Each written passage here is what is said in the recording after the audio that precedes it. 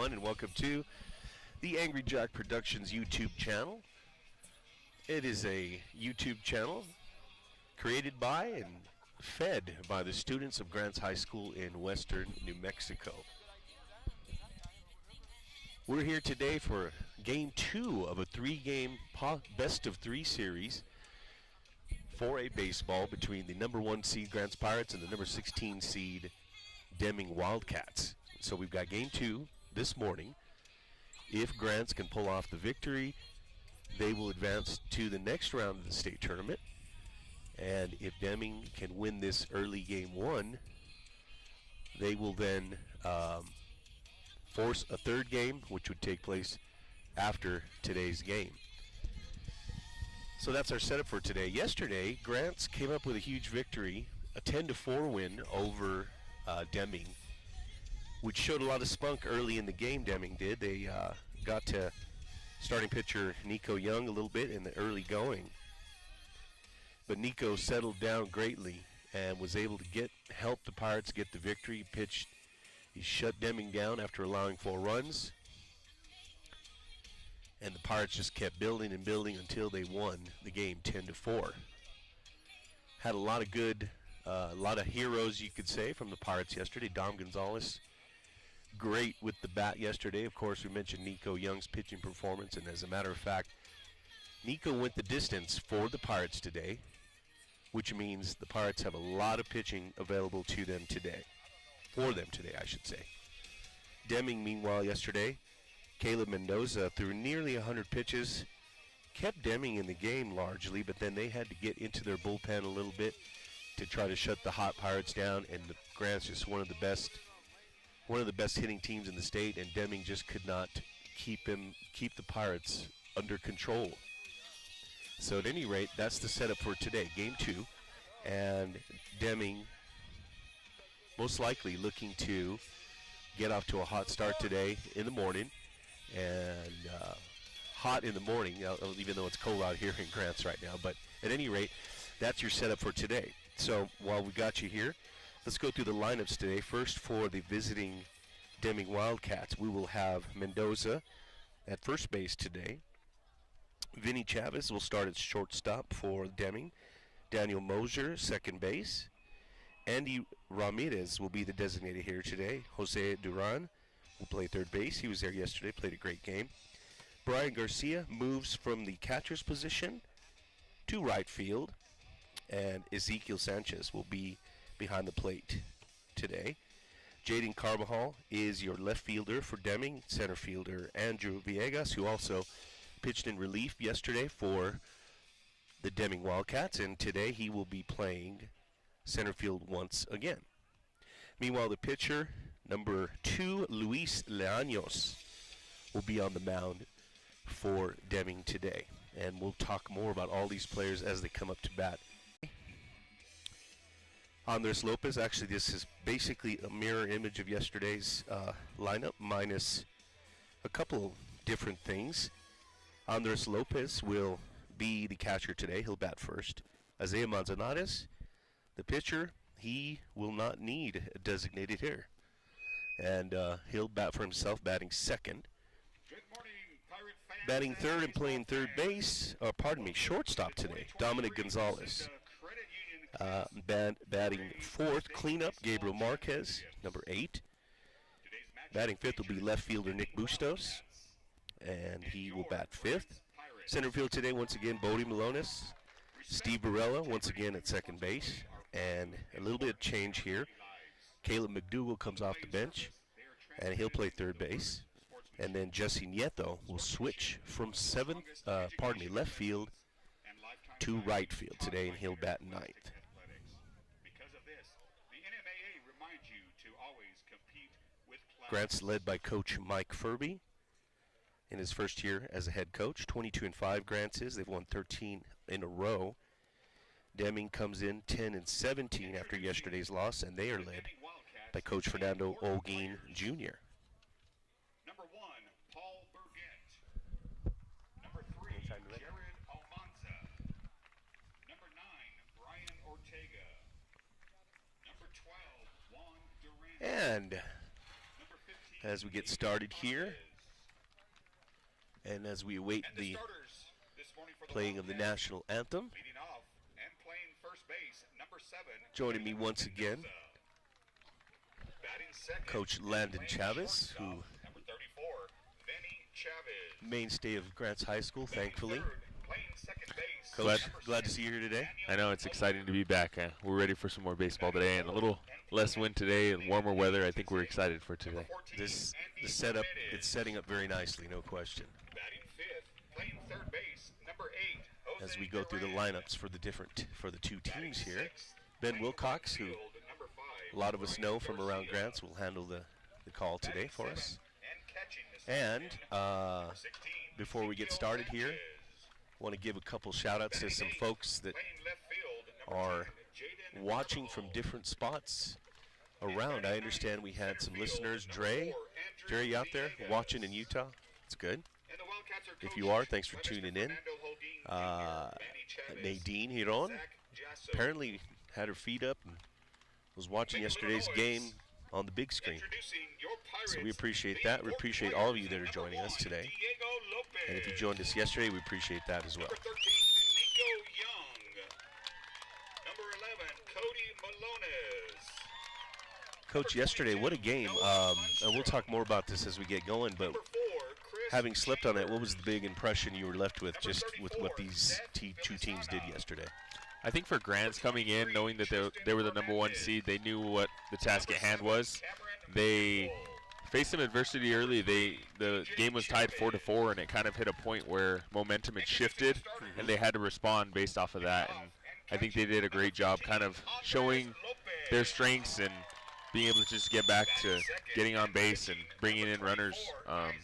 And they didn't have a lot of errors yesterday. I think that was major for them, not beating themselves. Because we saw Deming when they gave up, I think it was 4 or 5 runs in one inning. They had multiple errors back to back. So I think for Grants, if they could just stick to doing what they do well and not forcing or committing any errors, I think they'll be fine today.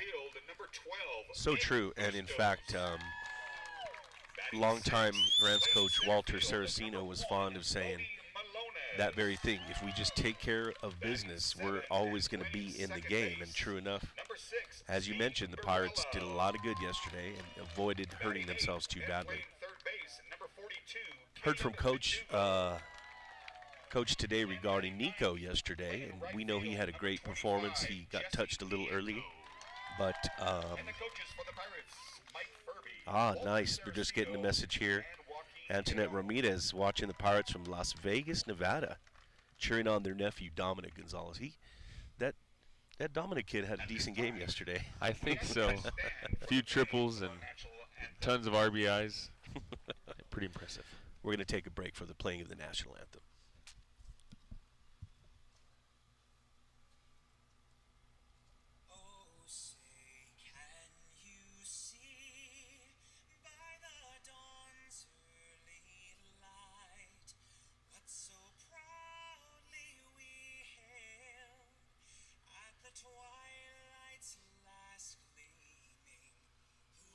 Stripes and bright stars through the perilous fight, o'er the ramparts we watched, were so gallantly streaming, and the rockets' red glare, the bombs bursting in air, gave proof through the night that our flag was still there. Oh, say does that star-spangled banner yet wave o'er the land of the free and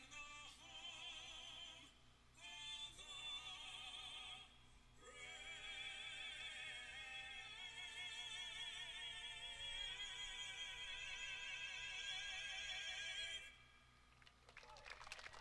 All right. So as we're about to get started here, just a reminder You're watching this broadcast, the student-powered from GHS, Grants High School-powered Angry Jack Productions, with a little help from Coach Chavez and I. We welcome anyone who's watching from wherever you're watching. We're about to get this game started. Here's the setup. Just as a reminder here, if Grants gets the win here in Game 1, there's no need for a Game 3. Deming would love to force a third game. Ask everybody to please stay out of the batting cages and the bullpens. Deming did this use morning. 3 pitchers yesterday. Zero activity And they'll other start than the Luis players. Leaños today, who we did not see yesterday. And let's see how he fares today against this onslaught of Grant's batters. Coach, is it just a matter of out-hitting a team? I mean, that's basically what Grants did yesterday. But it from top to bottom, they had hitters just helping the team all day long yesterday. That they did, and on top of that, they had their sophomore. They relied on his arm and Nico Young, and they didn't have to really get too deep into the bullpen and get more pitchers. So I think today they have their depth. They have what they need. They know what's at hand, and you can't help but think that they want to get through this first game and kind of prove why they're the number 1 seed. I know looking at some scores last night, St. Pius handled that first round matchup and won 10-0. So that was a good one. Also looking at Academy getting the win 8-5 over Los Alamos. If we were to by chance make it to the next round, we'd be looking at the winner of that. So that'll be interesting to watch, such a close game, and knowing that that's going to be a battle today as well. Those are tough contests to look forward to. So this is just really the beginning. But I think Grants would love to just set the tone here and get a big win going to that next game. Number 7, Caleb Mendoza.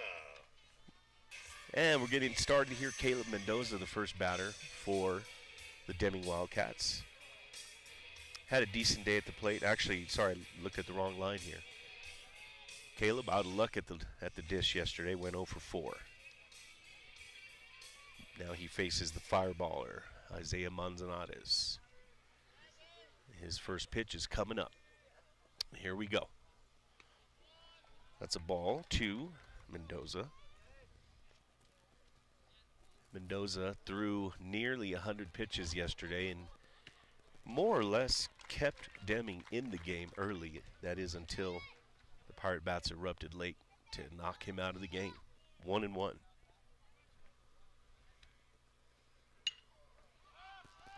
That one went up, and it looks like Caleb McDougal's going to get under it. Oh, and he lost track of it.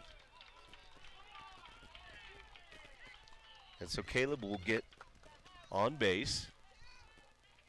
That sun is an issue. You saw him take his hat off just like Isaiah did yesterday. I wonder, I don't know. There was a few errors in the outfield from Deming yesterday with the sun as well, so you know that plays a major factor, especially when you hit it so high. Here comes Vinny Chavez, the shortstop, and he was 2 for 4 yesterday. Little off speed from Isaiah. Good pitch, strike 1.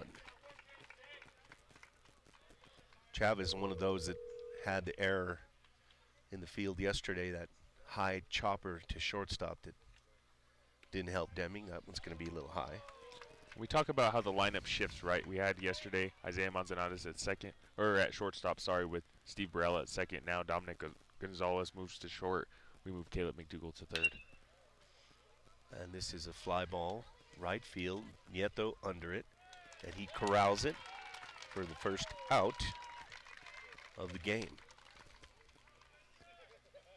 Good job, Jesse. Talked to him after the game yesterday, and as you can predict, it was all smiles from Mr. Nieto, as he had a whale of a game yesterday from the plate. He did.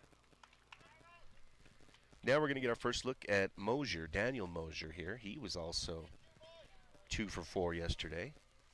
There's a strike from Manzanares.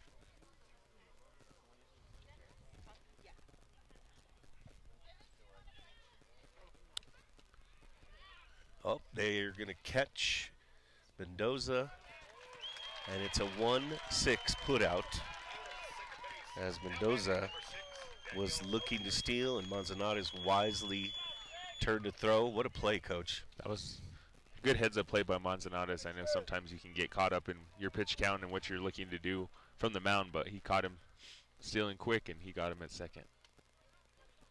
And so after letting Mendoza reach, he's erased. Here comes Manzanares. That's going to get through the middle there for a base hit.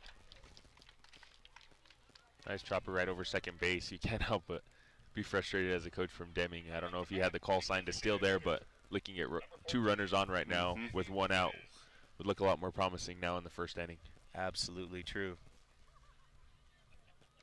And let's see what Andy Ramirez, the designated hitter, will do. He was 1 for 4 yesterday. Strike looking.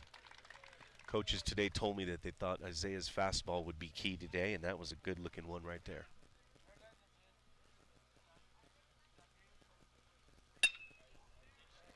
This one, Barella in position, but couldn't quite scoop it. Well, we talked about yesterday Grants being really perfect from a sense that they didn't have a whole lot of errors, and having 2 here in the first inning. Just need to settle in. So haven't given up any runs. You have 2 on, 2 out, so Manzanares would love to get out of this inning scotch-free.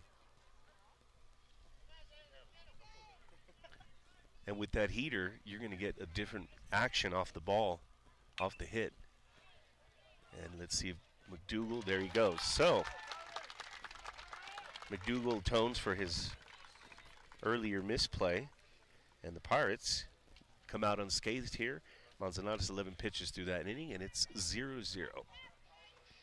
Starting off here, and we'll see Andres Lopez, Manzanares, and Gonzalez coming up to the plate for Grants. And I believe yesterday Deming started out with a 1-0 lead at the top of the first yesterday, so They did. Grants loves to see that they can get 0-0 down to the bottom of the first and ride the top of their lineup. Absolutely, yes. And so we're going to see Leaños here, a tall righty here for Deming. We'll see what he can do to control the Pirate batters. I talked a little bit about yesterday's matchups and some scores from yesterday. Another big win that I saw from Valley, we talked about how great they were with their pitcher. They won 18-3 against Lovington. Wow. So that was a huge win for them. I think they're pretty ecstatic to get such a big win. So that was a major win for them. We also look at Santa Teresa. We talked about them being in the same district as Deming, and they beat Hope Christian 4-3. Wow. That had to be a heck of a game. And as we look at Artesia, they beat Bloomfield 10-6. That was a 5-12 matchup. Artesia's number 5. So, Okay. And they're on the same side of our bracket as well. So they would probably face the winner of Aztec and Belen. So interesting stuff to hash out as we get into day 2 of the state playoffs. Isn't it? Bloomfield, who we handled fairly easy in a doubleheader earlier this year. But we know them to be a salty team, so who knows? Maybe they come up today with a win and force some weird things to happen. You never know. Best out of 3. You just have a good day today. Even if you lose yesterday, come out, hit the ball well, ride that momentum into the second game, and who knows? You could be moving on to the next round. And it's just so much fun. You talked about this yesterday, too, just the fun of seeing the various outcomes and who's going to beat who and who's going to come up big. It's just so much fun to be a part of and to watch. Andres Lopez with fist bumps to everybody. And he gets up to the plate.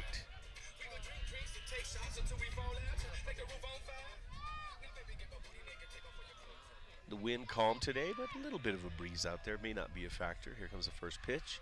Showing bunt. And Leaños gets a strike to start off with here.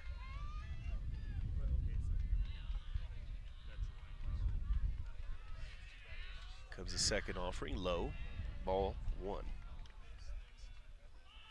1-1 to Lopez, who seemed to be on base all the time, like every time up yesterday. That's what you want from your leadoff hitter. No question, he'll look at another ball. I mean, arguably, actually in that very first inning, he reached, as did Isaiah, and then Dominic Gonzalez came up and brought him home. This one's out of play to the right side here. It's now 2-2.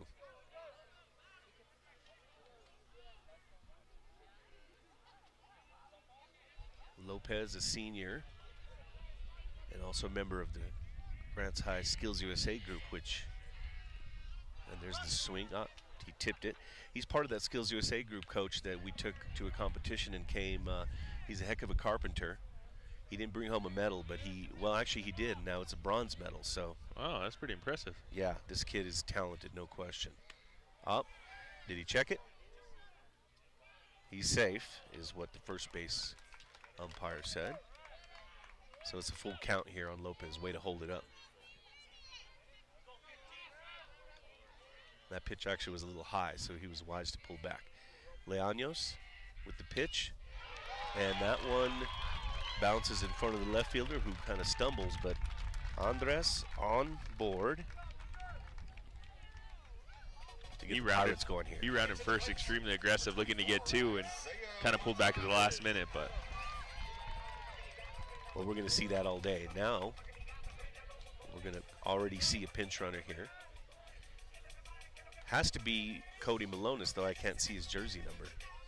That's what it looks like. Sometimes it's hard to see under the eye black, under the helmet. But he is their first pinch runner off the bench, no question. Here comes Manzanares. He looks at a low ball from Leaños. There's got to be something with the blue bat, the Air Force sticker on his helmet, and I think that's an Air Force towel coming out of his back pocket. I think so. Swagger's a prime thing for Isaiah. I'm wondering, though, is he eyeing a career in the Air Force? Maybe that's why we're seeing all that. Better ask him. Sounds like it's plausible. 2 balls to Manzanares. He's ahead. And a little check throw over there to Malonis.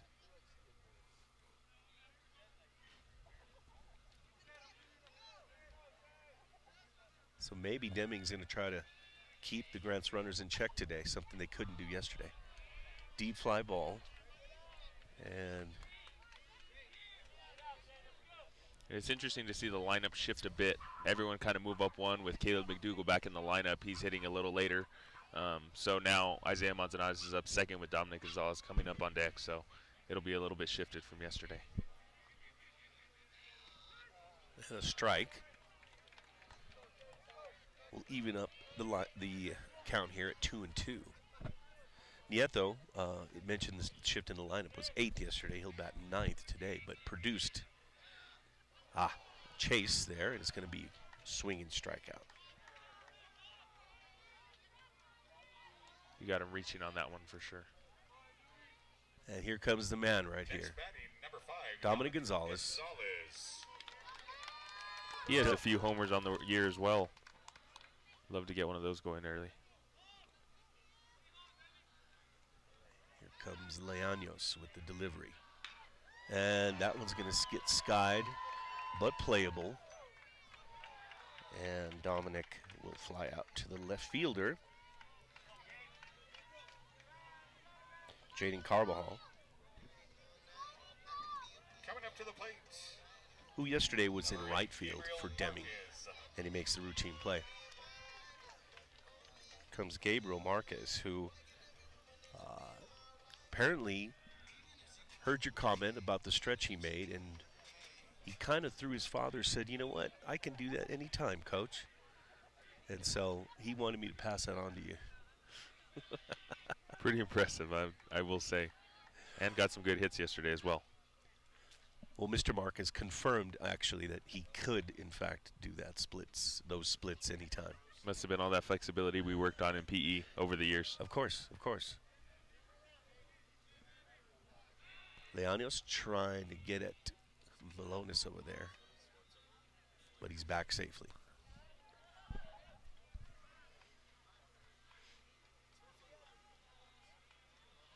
Mark is also having fun with the fact that Dominic was walked yesterday in favor of Gabriel, and he came in with a big smile on his face and produced. There's the swing, chopped left for a foul.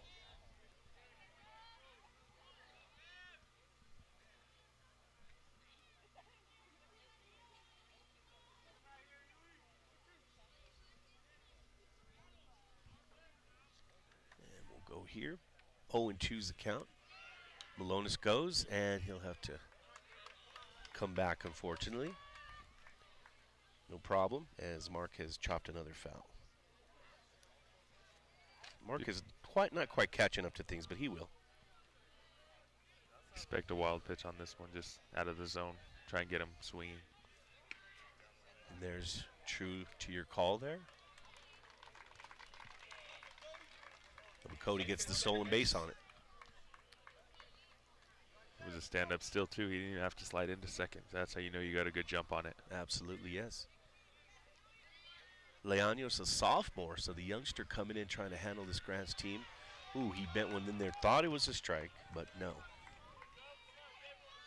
Tough call for a sophomore pitcher. Then again, Nico Young, the sophomore, was able to keep Deming in check yesterday after a while.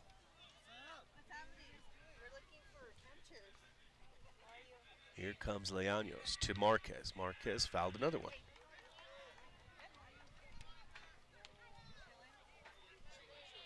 It's already the pitch count climbing for Leaños. He's at 17 right now.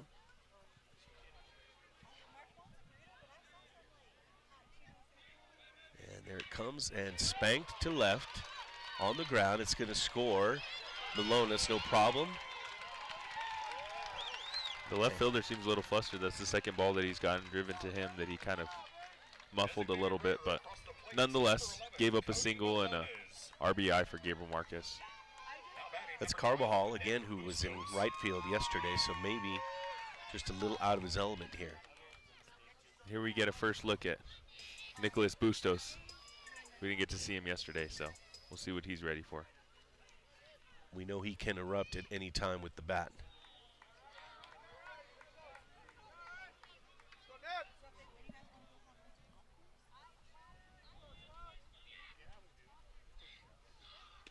Inside. Gotta say, Nick, also one of my top broadcasting students. I'm not sure how you measure top or middle or bottom, but pretty good at what he does. he is. Well-rounded. This one's going to get up in the air. And Leaños, oh, no, it bounces. And again, that communication kind of, I didn't hear anyone call for it, and that's just a tough, I don't know how you, I just don't understand how you could do that. When three of you are converging, how do you? And especially when you think you got it and you realize that you lost it in the sun and you're relying on your buddy next to you, like, oh, I might have called it, but maybe you should get it. Put your glove out there, please. Nick looks at a ball, and Marcus is going to take second. And we did see a couple times last night that Deming could have gotten out of an inning only to see little things like that happen. Leaños with the pitch. Ooh, looked pretty good, but it's a little outside apparently. And Nick brings the count to 3-2. Full count for Nick. With Bodie Malonis coming up. Okay, this one is skied in the air. And it's out of play. Give another crack at it here.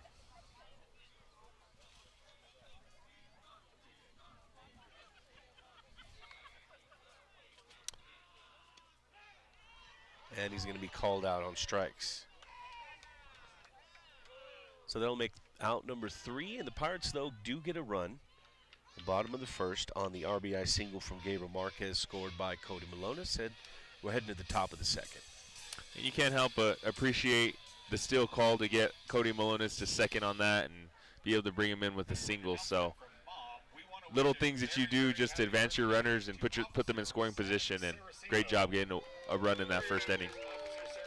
Absolutely, yes. And if we wondered whether Grants would be aggressive again, we already know that now that apparently they will be. We also have seen Deming try to put a stop to it, but they can't, at least in that first inning, were not able to.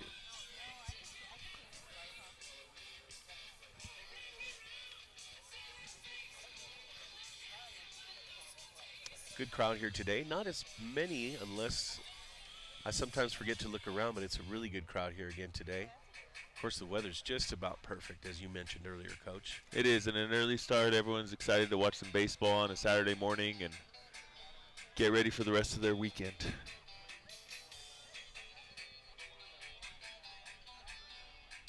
A lot of games, a lot of baseball games starting either at 10 or 11 this morning. So we'll be maybe seeing some results as the morning goes on.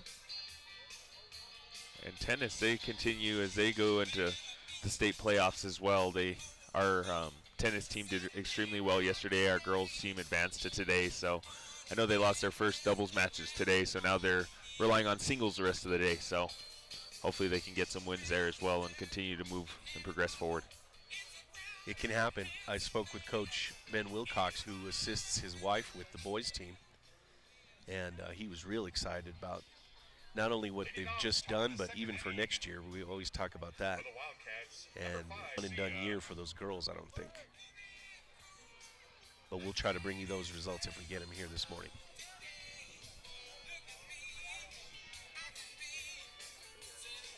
All right, then. Coming up to the dish now is Brian Garcia. He's in right field. 0 for 3 yesterday was Brian.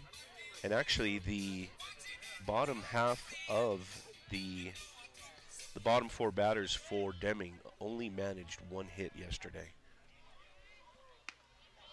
But he'll look at a ball here high from Isaiah.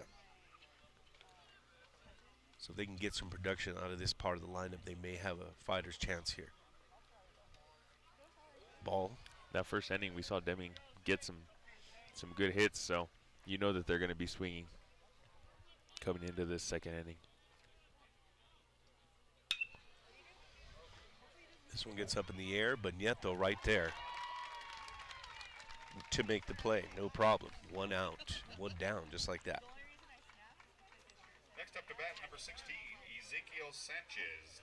Ezekiel Sanchez up next, the catcher. Sanchez did not play yesterday. Freshman, though. Freshman, yep. And he's a catcher, and this will be his first at-bat of the series.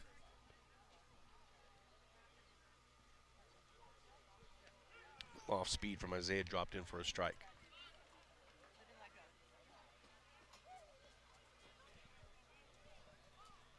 Manzanares working quickly, gets another strike.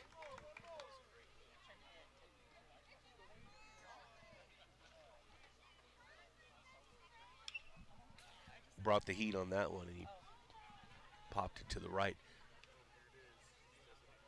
Definitely saw, going back to yesterday, Nico Young got in a rhythm at some point and was just kind of working through the lineup. And I love seeing a pitcher struggle but pick things up.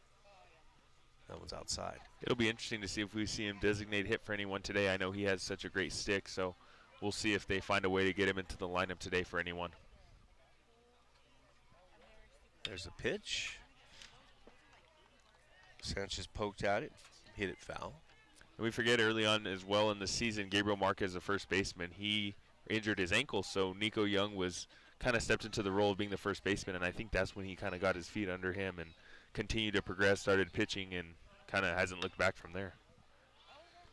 He convinced himself he could compete and do well at this for this Grants team. I love those little lineup things. I know you've had your own tinkerings with your lineup, and it's nice to see little pleasant surprises like that. Ezekiel gets it straight back to Bodie Malonis, and that'll be out number 2. Routine pop fly for Bodie. You know he wouldn't miss that one. When I talked to Coach Huron this morning, I said, I asked where Nick was going to play. I said, will he play center field? He said, no. Bodie is our center fielder. Definitively. Well, I remember he made a catch against St. Pius, and he probably covered about 30 feet from the time the ball was hit off the bat, and it was pretty impressive to see him get to that ball. And not many high school kids you can see with that kind of speed. Right? Here's Jaden Carbajal. No, I'm sorry. Yes, it is Jaden Carbajal. My bad. Down early, 0-2.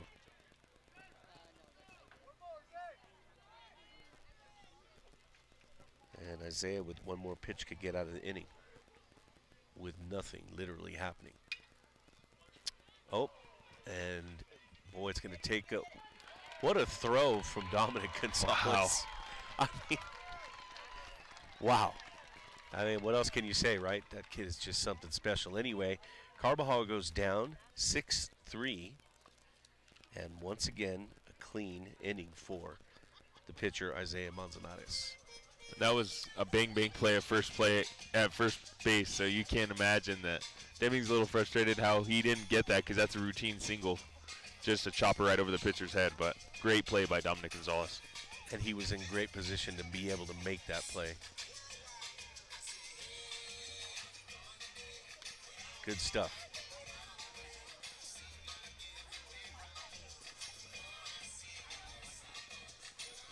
So it's going to be a beautiful Saturday afternoon. Coach, you got any plans for later? Well, I'm a diehard Lakers fan, and they play tonight. They're tied 1-1 against the Golden State Warriors, so definitely be catching that game. Maybe play some cornhole, grill out in the backyard, watch some basketball. Sounds like a pretty relaxed Saturday. Sounds like a perfect Saturday, actually.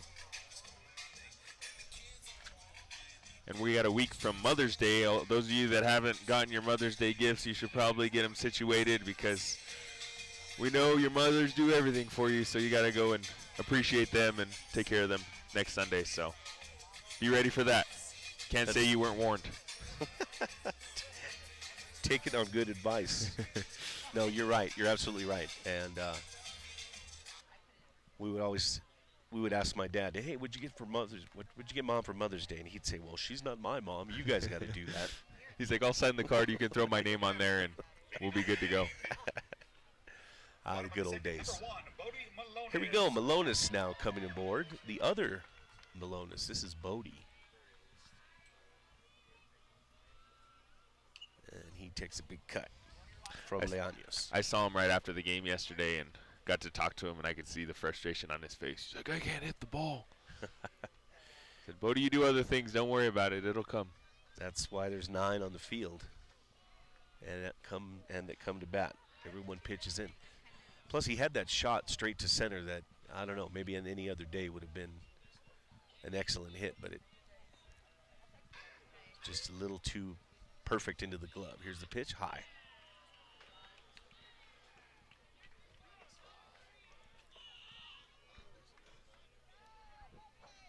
And 2-1 to Malonis here from Leaños.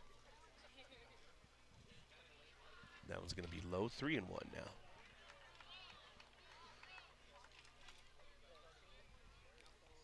So the Pirates literally don't have a hole in this batting lineup. I mean, at any point, any of these guys could erupt. So there's no breaks for the Deming pitchers.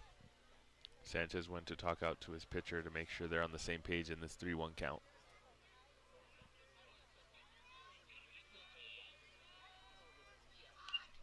Took a big cut at that one. Little smile on his face. Tells Coach Furby, I know, I could have got it. Full count here. See if Leaños could make the pitch he needs here. That's going to be low and outside for a base on balls. Good poise to be able to watch that and take your base because you know you want to swing at everything with a full count. Number 6, Steve Barella. And ultimately, it sets up another speedy Grants base runner. And if they continue to be aggressive, I'm going to assume we're going to see Bodie take off at some point.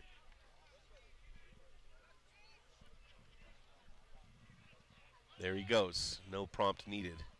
And he'll get there easy. Oh, almost squirted out into center field. That's the luxury of getting a player like Bodie on base, knowing that his steal radius is always turning. Maybe he'll do it again here. It's a little more dicey getting to third at this point, but with a right-handed batter, could be a thing they might want to try. 1-0 to Barella here. Oh, they're trying to. Oh, and the ball gets away, and Malonis is going to get third.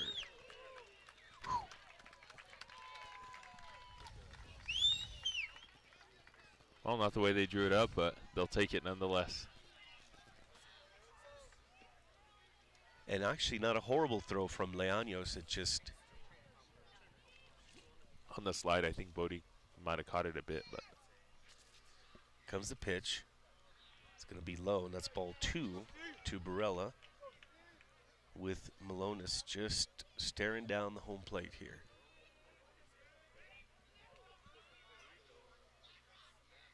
Low for ball 3.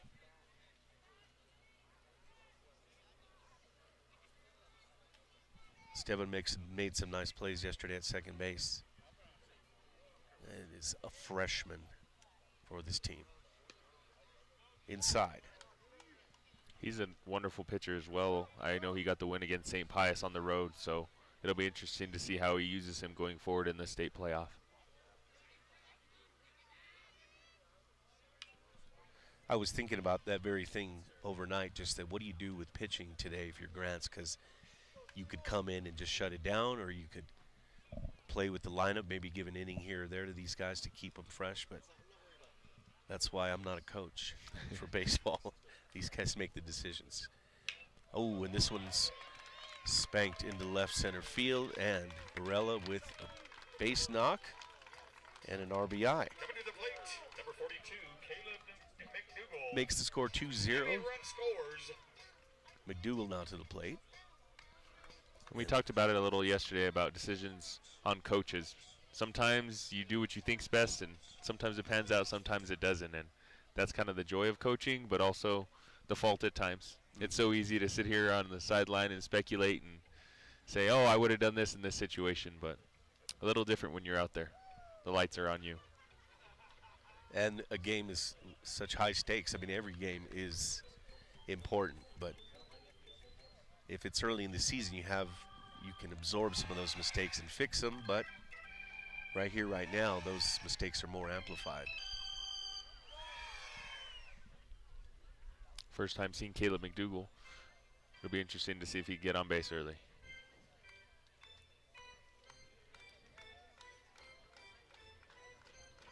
McDougal heading for a career in the Marine Corps, and got a lot of respect for the kid. He's already been off to some trainings and stuff while still in high school. He's rocking that 42 like Jackie Robinson, so we'll see if he can get on base. Pitch is high and inside. Leaños now up to 34 pitches, and we're not even one out in the second.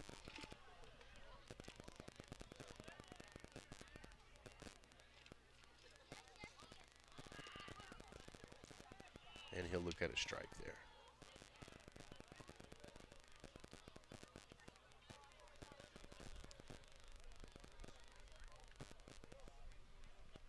Leaños takes a peek over at Barella on first and delivers high, bringing the count to 2-1.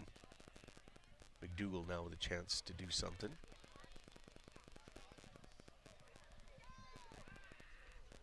Little toss over. I feel like sometimes that toss is just a way to sort of cool your nerves a little, just to give you a chance to regroup.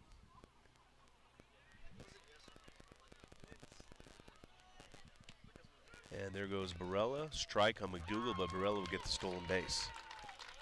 That's the third base that they've stolen from first to second, so you know that Grants is going to continue to be aggressive in that notion. Testing this catcher early. The freshman catcher, as you pointed out earlier. Comes the next pitch. Ooh, that thing must have looked nice just floating in there, and he just couldn't catch up to it. First out of the inning. To the plate, number 25, Jesse Nieto. Here's Nieto, last batter in the lineup, number 9.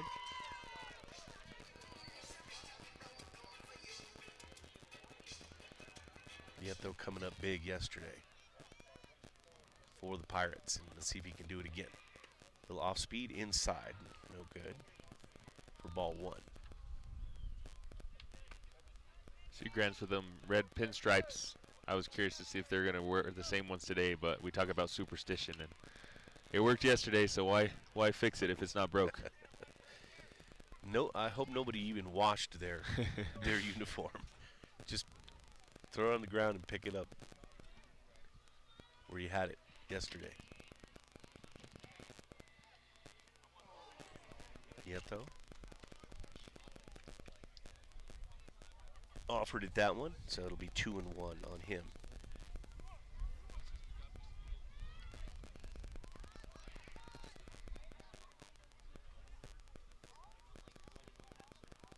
And something to discuss here. I think Coach probably is going to say I've got him for 2 strikes. And didn't like the answer.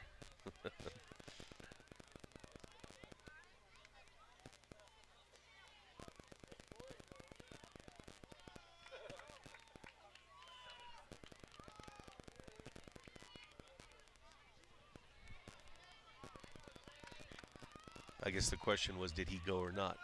And he did not, as confirmed by the second base umpire there. The umpire near second base, that is. Uh-oh, and that one gets away again, but this time they'll keep Barella at least from advancing. That's the second time he's tried to catch him at second base. And wild pitch. A lot of chaos going on, sliding back to that bag, and the second baseman trying to jump back to the base. Mm-hmm. Everyone kind of converging to the same spot there to try to get the out. But Barella got in there. Now here comes Leaños to Nieto, and he looks at a strike. 2-2 your count, 1 out. Grant's in the lead currently 2-0 over Deming. We're in the bottom of the second inning. Jesse swings, misses, and we'll get it put out 2-3.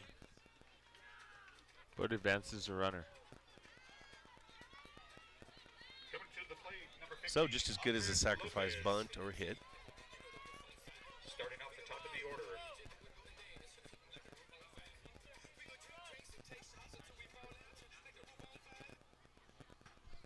Here comes Lopez, who singled his first time through.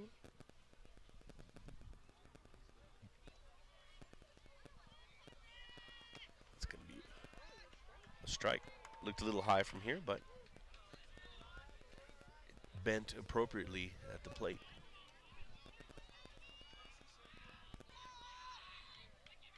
Lopez takes a swing at that one, and he's in a hole, 0-2. That high cheddar on the first pitch. Surprised everyone here, but Ralphie's ready for this 0-2 count. Takes a swing at that. It's going to be bounced foul. Great one-handed grab by the third base coach, Coach Furby. You know, he used to play back in his day. I've heard. His son Brandon also a heck of a player as well. Football, baseball. Look at this. Out to center field and caught. Nice play out there for the center fielder, Andrew Villegas, and that will end the inning. But the Pirates scratch out another run, and they lead 2-0 in the early goings. Here we're heading to the top of the third. Great base running by Grants early on. They'd love to have more than 2 runs, but I mean, having the lead nonetheless, they're pretty excited early on, I'd say. And the Deming pitcher almost at 50 pitches already, so. Even comparing the pitch count yesterday from the Deming pitcher to Nico Young as well, it was pretty drastic difference. Correct. Nico Young was ahead in a lot of the counts early on and got them swinging on first pitches and things of that nature. So try to keep them fresh. I think that's kind of the goal.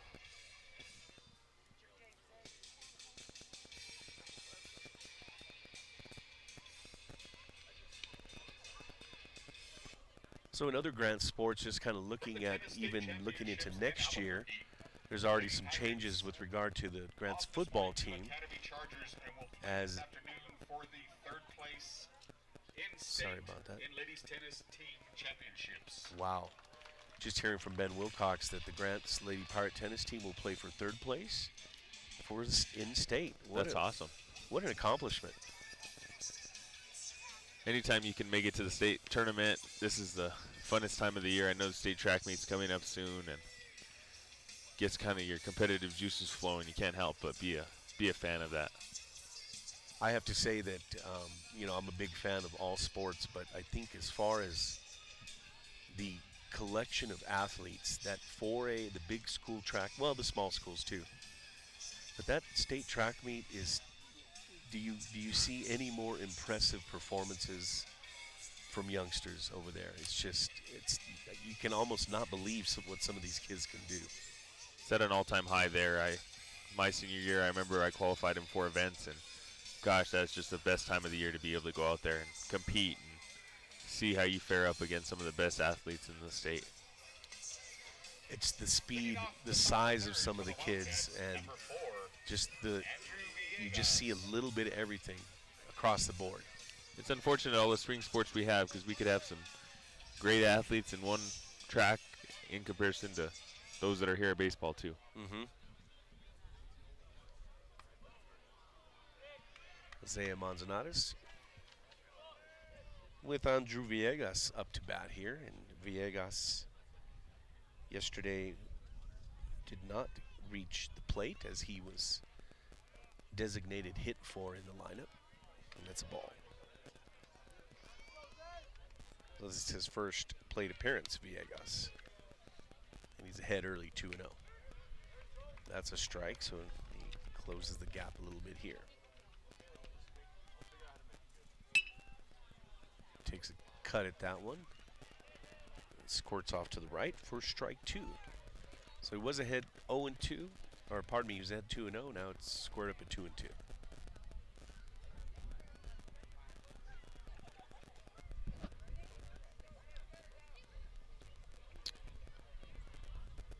Manzanares with the delivery.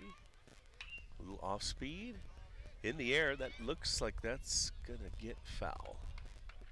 A nice knock to left center field, it just a bit out down the baseline. And Nick nearly got there in time. Mike Furby coming out to say what? Take a guess. Well, I know he threw a couple balls early on to start this, but maybe just settle him in. Maybe talk about how Andrew's hitting, where he wants to go on this pitch, and what you can get him swinging at. Get an early strikeout here.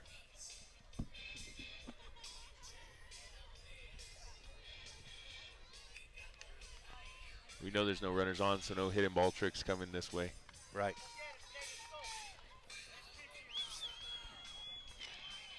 We'll see. Here comes the pitch to Villegas, and he swings at it, skies it into center field. Malonis gets under it and makes the catch. Well, it looks like whatever he told him worked. We love to take credit as coaches when things go right, because we know we get blamed when they don't.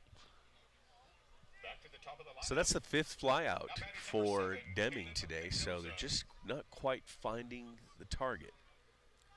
And a lot of those have come on Isaiah's heat. There's a strike in there. Isaiah now at 30 pitches, so he's been pretty efficient here today so far. That one a little outside apparently. Batter is Caleb Mendoza, the left-handed pitcher, playing first base today. He's yet to hit in this series, and there's a strike. So as opposed to Grants, which has had leadoff hitters on traffic, Mendoza has not been able to supply that thus far. He swings at it but misses, and it's a 2-3 put out.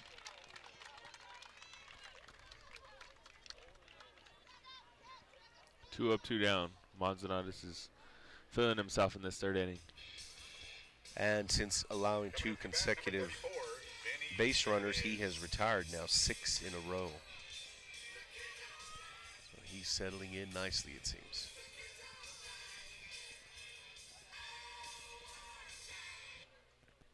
And now to the dish, Vinny Chavez, who flew out to right field last time up. Looks at a ball low.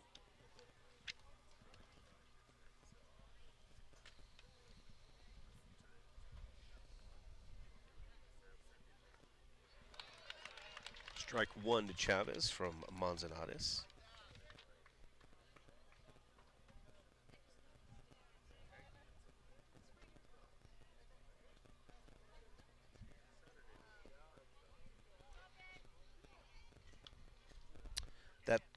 That's a ball, so we'll have 2-1 now to the hitter, Chavez. Comes the pitch. That one's a little low. Hits the ground. 3-1 now. First time Manzanares has been down in the count thus far. And you know he's going to give his best pitch right here to get back even to a full count.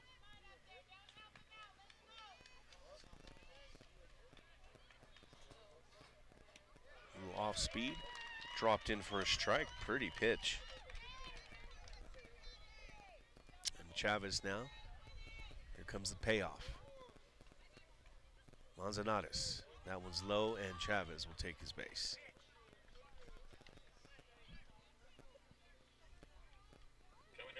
Looking for a punch out, but still not in trouble. 1 on, 2 out. Has the force at second. He's got to be confident against Daniel Mosier. Mosier had a decent day at the dish yesterday. Reached 4 out of 5 times. So he's been one of the bright spots for Deming in this series so far. Ball to him.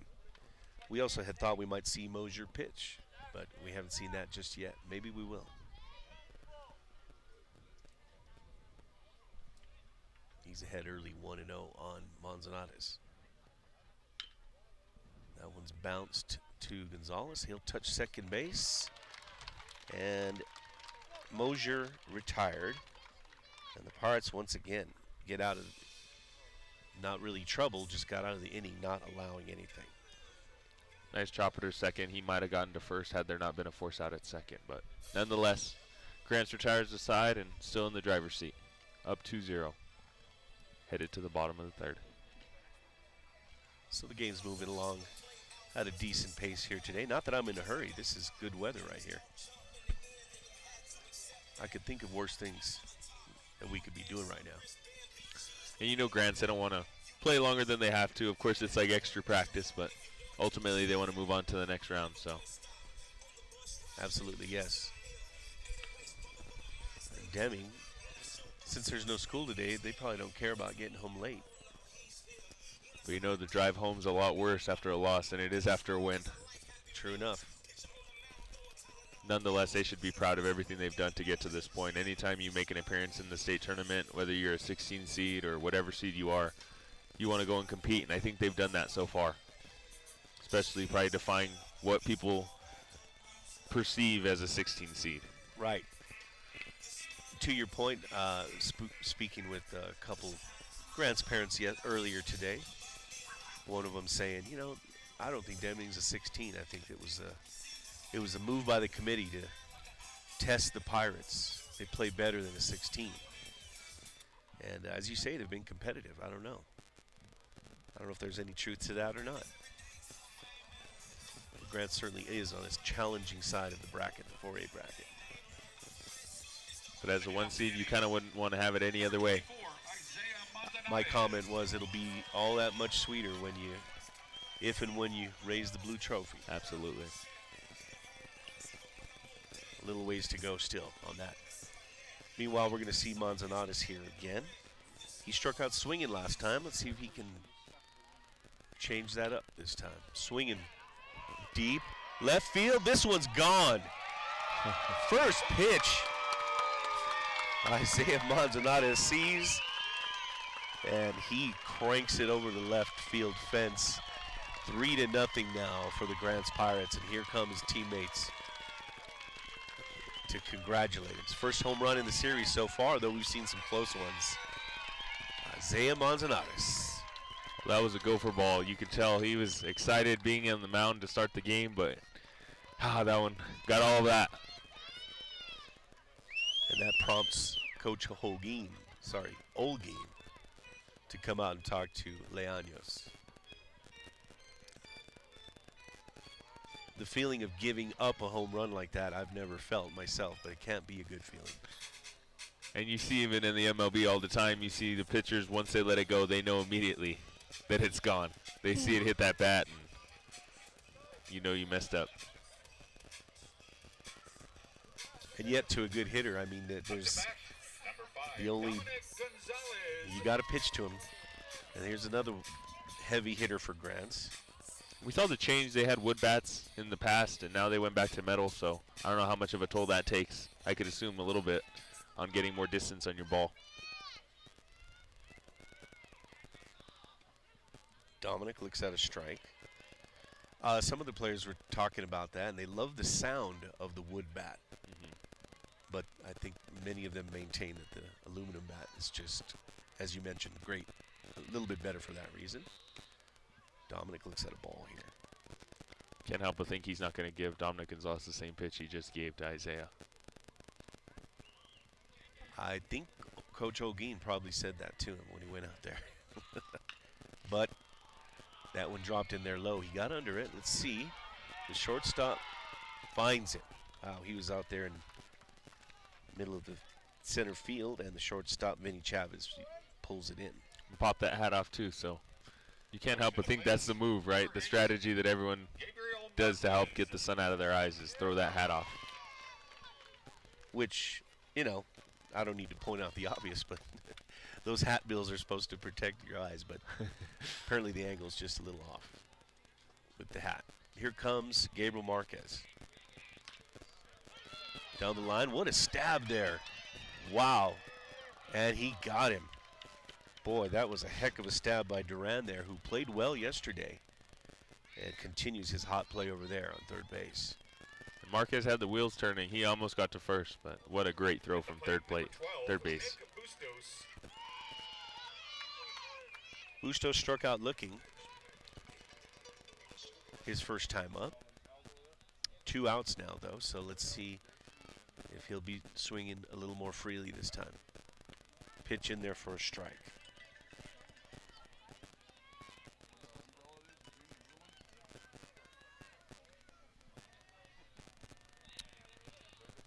Nick takes a swing at it. Vinny Chavez with the stop.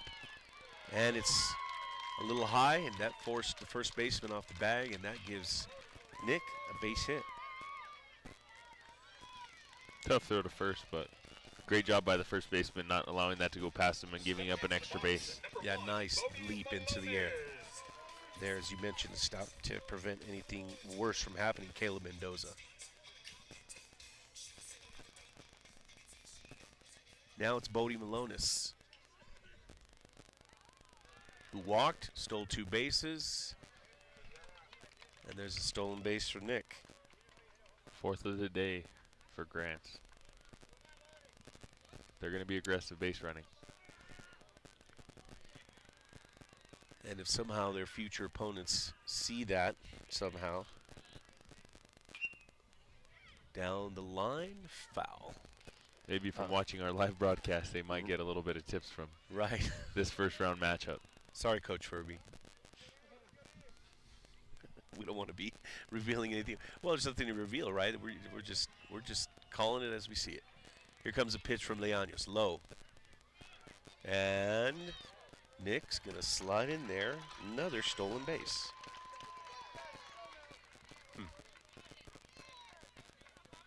Undeniable speed. 1-2 the count to Malonis, with Bustos wanting to get all the way home here. Look at this hit. Duran gets under it and makes the catch.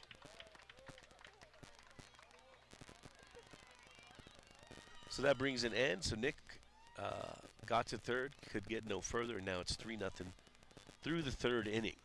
Well, he gave up that first early home run, and you can't help but think that he came out, settled him down, told him, probably don't throw that pitch again, throw that in your back pocket and don't use it again. But he was able to get out of the inning, only 1 run surrendered, so I think he did what his coach asked for sure.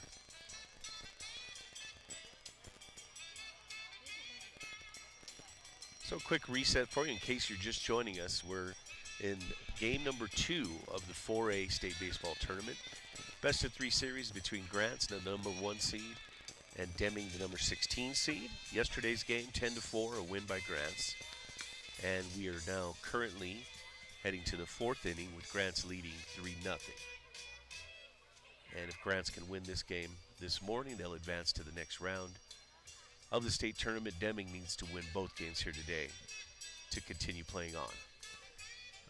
From some other state games yesterday, we have Belen and Aztec, which are also on the same side of the bracket as we are. Belen being the 4 seed that we saw multiple times, one on that walk-off, and Aztec being the 13 seed. Belen got that win against Aztec 11-1. Wow. So a lot of confidence for them moving on. Goddard, Miamira, that was a matchup that's 6-11. Goddard being the 6th seed. They pulled off the win 3-2 against Miamira. So good games all around the state. Today's going to be interesting all the way around. Number 14, Andy Ramirez. And you're listing a lot of teams that Grants has faced this year. Bloomfield, Aztec, Miyamura, who actually beat Grants one time this year too. So a lot of parity in 4A apparently. We got a nice visitor over here, substitute of the year, Melvin Hadamio. Love having him in our classes, and we know these baseball players love him too. No question. He, as we see Andy Ramirez fly out in foul ground, Melvin recorded a little video for the seniors as a little farewell, and it has already generated tears amongst some of the seniors that have watched it. So that goes to show you how much the kids think of him. So impactful. I think that's kind of the role that he plays, and that's all our goal, is to make an impact on these kids. Here's Duran up to the plate now as he looks at a low ball. Duran earlier flew out to the third baseman, Caleb McDougall. Pitch. Wait, it hit the bat. Huh.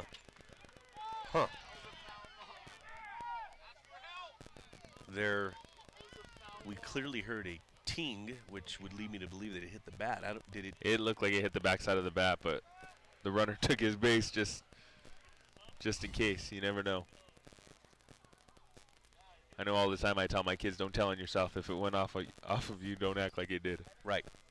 Oh, he did the right thing. Just run to first base until they sort it out. Mm-hmm. They might need to check the cameras. Ours aren't available. Where's the? Let's get the replay booth in on this. So they're going to keep him there. So Up to bat, number 5, Brian at any rate, Garcia. he will stay. And Brian Garcia, the right fielder, will come in. And the right fielder coming in, he flew out to right field, first time through.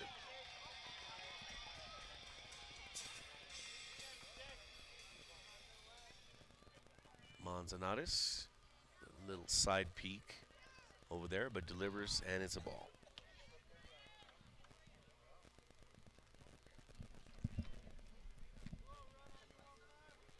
Garcia actually here has not reached base this series yet.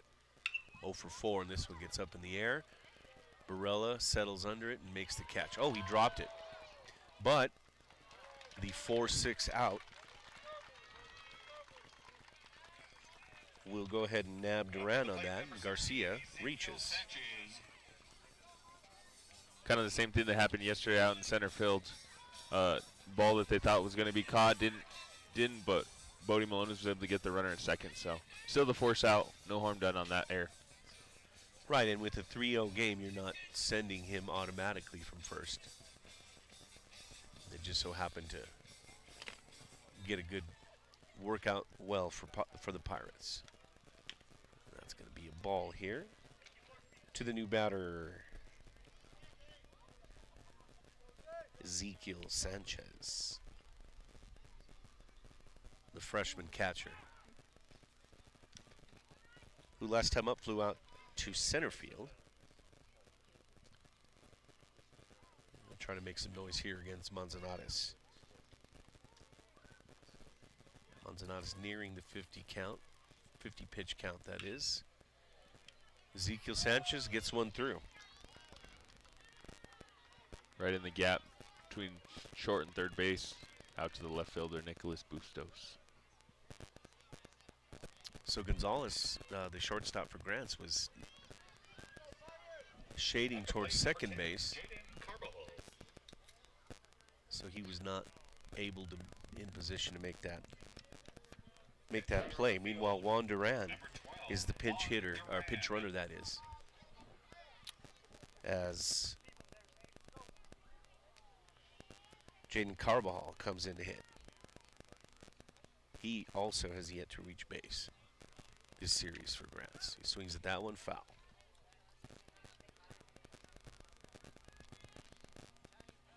0-1's the count, 2 outs. Grants with a 3-0 lead. We're at the top of the fourth.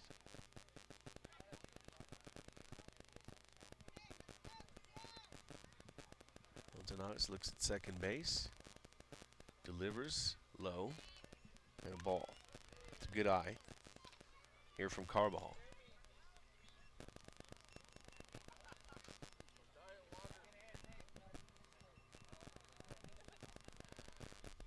That one's outside too, and there's, oh my goodness.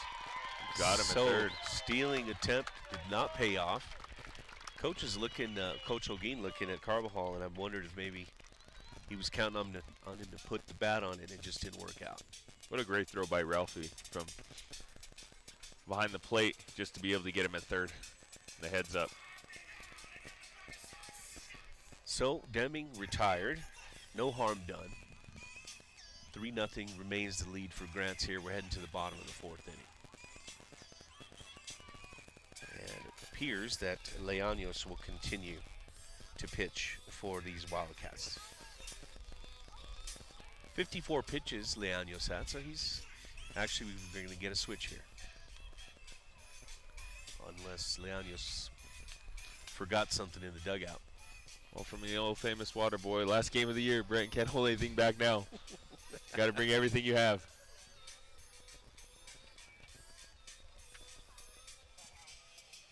Actually, looks like today's designated hitter, Andy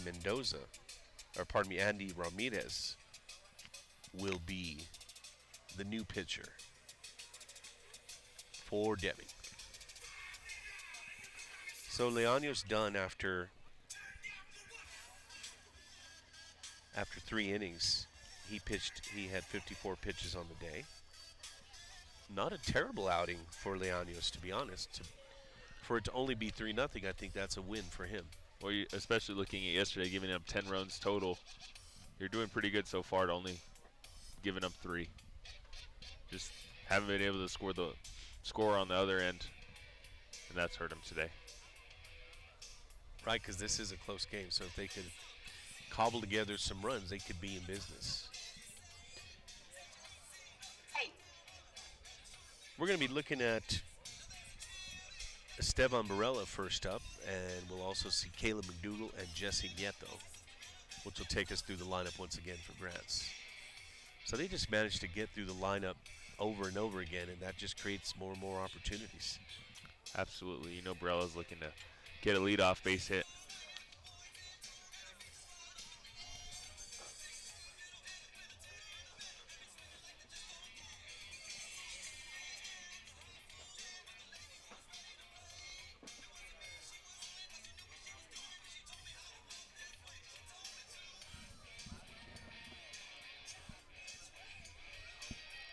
All right.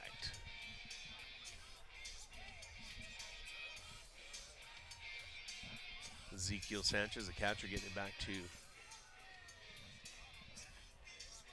the new pitcher, Ramirez. I think it always starts with a clean slate when you bring in a new pitcher at the end of an inning to be able to warm up, and you're not coming in when the other pitcher's in trouble. So I think you can be a little more calm starting off with 0 on, 0 out, and be able to kind of do your thing and set the stage for yourself and not have to fix someone else's mess. Right. That's a good way to put it, because ultimately you're looking at, no base runners, fresh start, so it stands to reason that it'd be a more desirable way to get in on the game, for sure. And it's all about flow, being able to get in there and kind of build continuity and get a feel for the game. And I know a lot of times kids need that to be able to get comfortable and be able to kind of get in the zone. True.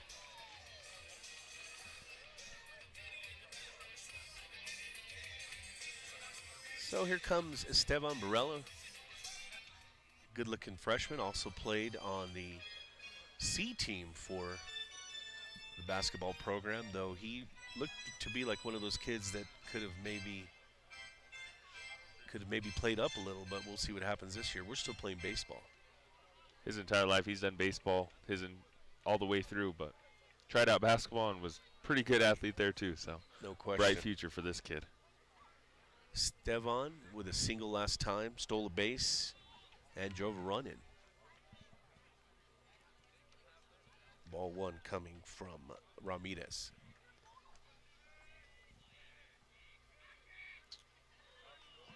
That one's going to be low. Ramirez with some nice pepper behind those pitches. It's always interesting the strategy. I talked to Coach Furby about how a lot of times he likes to go slow to fast pitchers, a lot of the off-speed stuff, and then bring in someone that just has a killer fastball, and that hurts hitters for sure.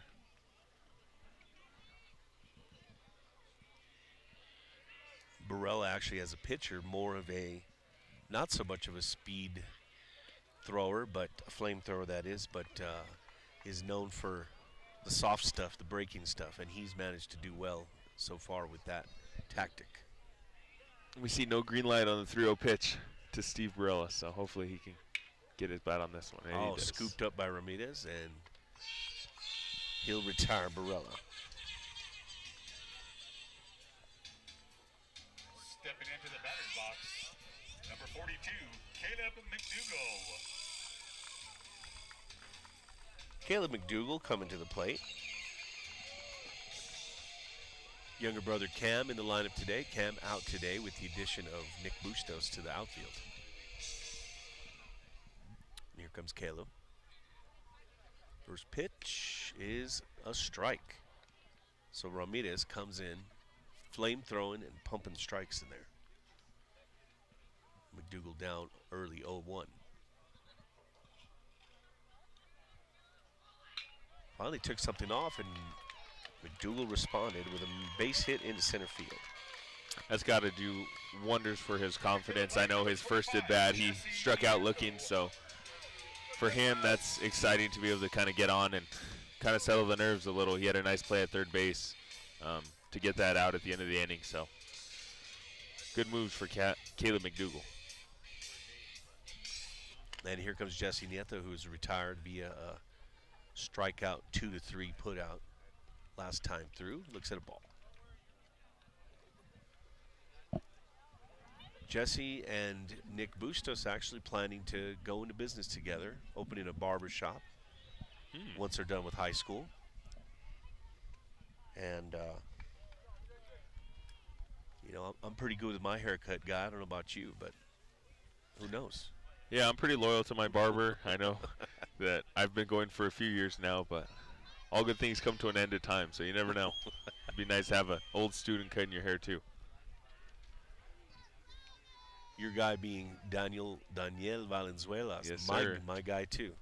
Shout out. He must be one of the better ones around here, the Grants area. So. And a cool kid, a student of mine from back in the day. And does a really good job, and he deserves all the business he's getting because I know he's busy. He's got some of these baseball players, too, faded up, so maybe that has a little good luck charm going on. There you go. Jesse, 3-0 count. And base on balls for him. That means that as of now, pretty much except for Dominic Gonzalez, every Pirate has reached base today so far, including Lopez, who is 1 for 2 on the day. He's got a single and flew out. Did I hear that correctly? Dominic Gonzalez has not reached base? It doesn't seem like it should be, but it is. Well, that's how you know you're doing all right if you're Grants today and you're up 3-0 with that stat on the board. It's 1 out, 2 on for Lopez, who looks at a strike.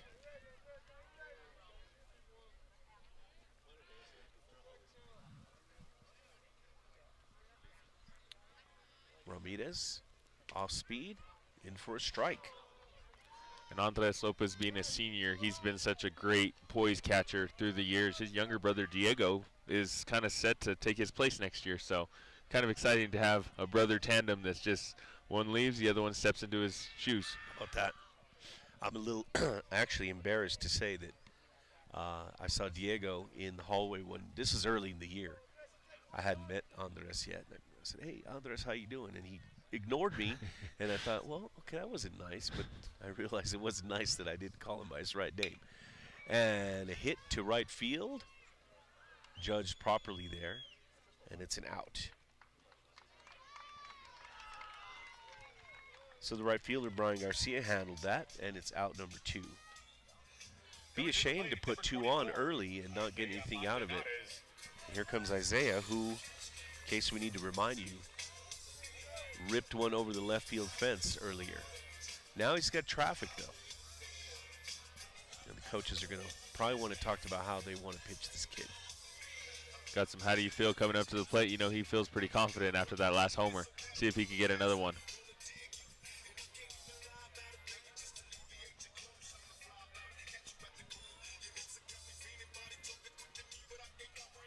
I remember battling with Isaiah Manzanares a few times. I'm a diehard Dodgers fan, and he likes the Cardinals, and he roots for the Padres and the Rockies, and basically everyone except the Dodgers. So we've had a few bets in our day. Definitely a diehard fan of baseball, though, that's for sure. Yes. Well, maybe we can work on him a little bit. I love the Dodgers as well. And actually, you mentioned the Padres beat the Dodgers last night. I did see that. And the Padres are kind of that swag team, aren't they? I mean, Yeah. They just got so much hype surrounding them, and those pink uniforms. I'm not sure about those things. I don't know. Pink and turquoise. And also the New York teams, they've been struggling this year. I saw the Yankees and the Mets aren't doing too well, which is not normal, right? It's not. We're used to them being at the top every year, so. You never know. Long seasons, though. Very long seasons. True, we're barely, 30-some games in. Yeah. Out of 1/6 of the way through. All right, so here's Manzanares. 2 on for Grants. Ramirez, 13 pitches in, has the unenviable task of facing this hot hitter in Manzanares. Grants, there's the pitch, and it's going to get away, and that will advance the runners. So now, do you go ahead and put Manzanares on with Dominic coming up? Or do you try to... If I'm his coach, I would go with absolutely not, but... Yeah. That's the conundrum here. Knowing you have 2 outs, I mean, you would get an extra force out, but I take my chances against Manzanares right now. Yeah, the gamble. 1-0 to Manzanares. Ramirez delivers on a strike low, but a strike nonetheless.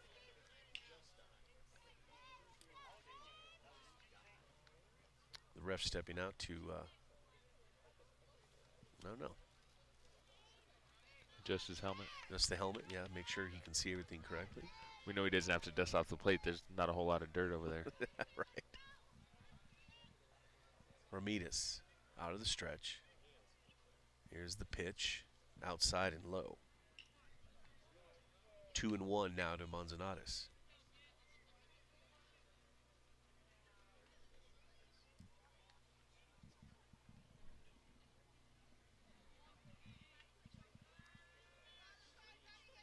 Here's the pitch, once again, low and outside. Now 3-1. He knows he's going to get his best pitch here, but he's got to stay disciplined.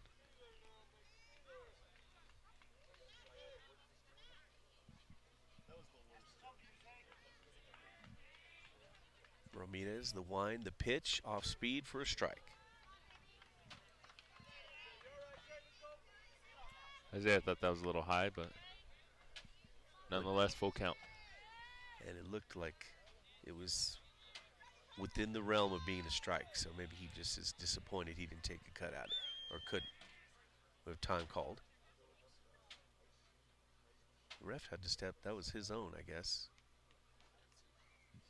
His allergies are bothering him.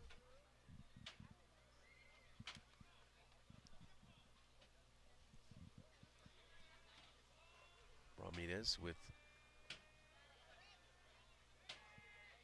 inside, and he'll take his base. I don't know if that was the goal, but got to be careful with this one here. You don't want to give up multiple runs here in the bottom of the fourth. Up to bat next, number 5, Dominic Gonzalez.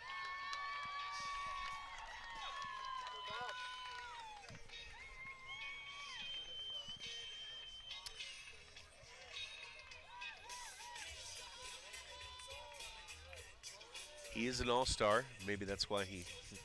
And it brings up the question of how many of these kids could maybe make an all-state team. So much talent. When we look at all district this year, we had 6 players from our Grands Pirates team on first team all district. So that was a pretty good opener, especially being district champs. I mean, well deserved for our guys. It's nearly the whole lineup. Ramirez to Gonzalez. Gonzalez pokes it right over Coach Galindo's head. Almost a check swing, but foul down the first base line. 0-2 now to Gonzalez. 2 outs, bases loaded. Pirates trying to get some more runs to pad that lead. Bottom of the 4th inning. Ramirez with the pitch. High. Now 2-1-2 to Gonzalez.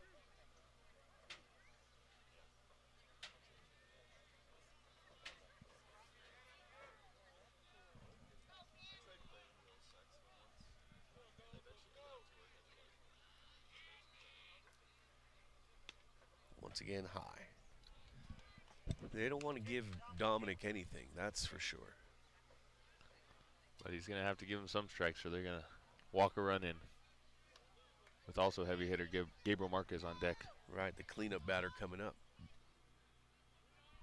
Here comes. And Gonzalez gets a hold of that one. It's deep, deep. The right fielder, though, gets under it. Boy. Oh, he dropped it. He dropped it. Dominic, head first slide. He brings everybody home. Look at Matsunagas doing a plank on home plate. Oh, my goodness. Well. And making a snow angel. I think the catcher backed up on him, but. So. The right fielder was by the warning track, and it looked like he had it, and must have just routine drop ball. So Dom clears the bases for Marquez, who's got an opportunity for an RBI here. He had one earlier on a single. He could do it again if Dom gets on the move. And Garcia would love to have that one back, giving up multiple runs off that error, but Ramirez trying to get out of this inning now. That's his goal. Score 6-0 now. One swing of the bat made it be so from Gonzalez, and Gabriel Marquez looks at a strike.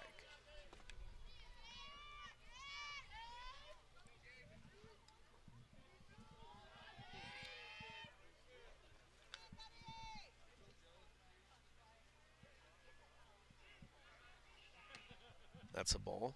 Marquez looking to get into the HVAC field when he's done with high school. Hard-working kid, I know that. He's looking to get into a great career, and I'd have no doubt he'll succeed. Great kid in your media class, too, as well. That's correct. And good support from parents, which means a lot. It's a foul ball.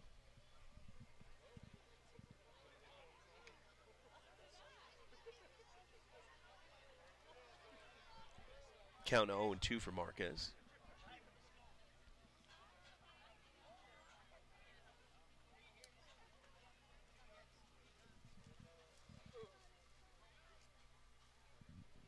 Pirate fans fairly quiet today, not because there's not good things going on, but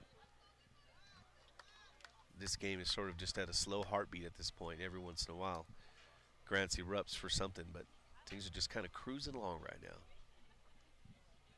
Nick Bustos waiting a chance. He's on deck. And here comes Marquez down 1-2.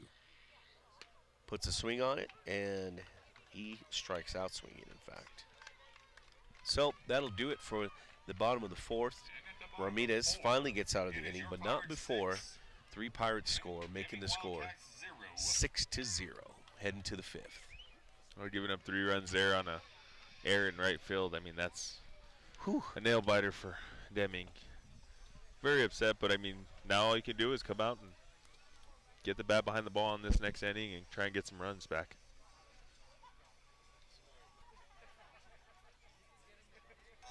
We knew the risk of putting Dominic Gonzalez at the plate with the bases loaded. Yeah. What a nice problem to have as a Grants coach, just to have so many good hitters, and what a task for a team like Deming to have to face these guys inning after inning. Got Sweet Caroline going on at the intermission, and fans are excited to have such a beautiful day today and a 6-0 Pirate lead. Looking good so far on heading to the next round.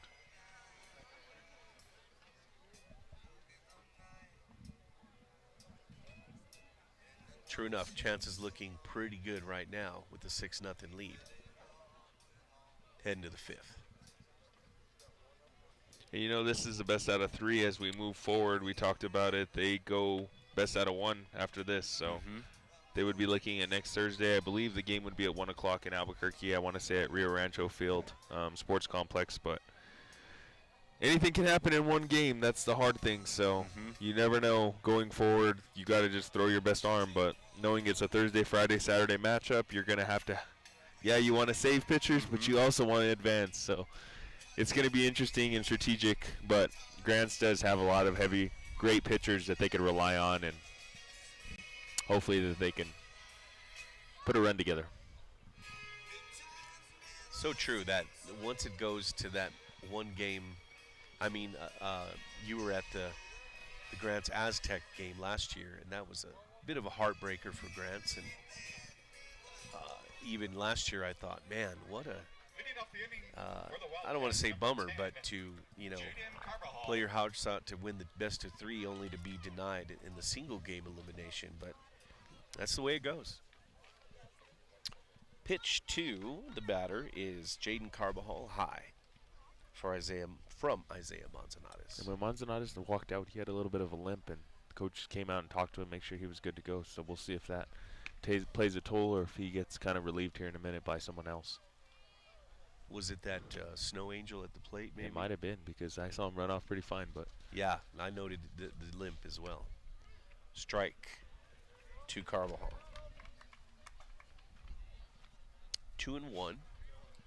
Manzanares ahead in the count here, or behind in the count, I should say. Off speed, bent in there for a strike. Nice pitch. Beautiful pitch.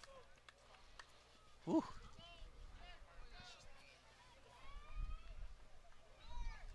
They threw another one, but this one.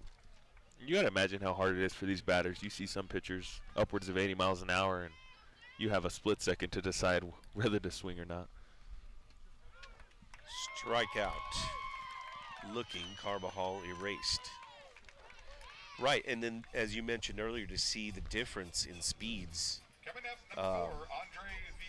can't be easy.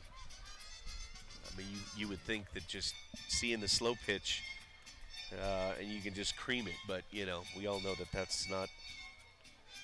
doesn't happen. That's after Villegas comes up.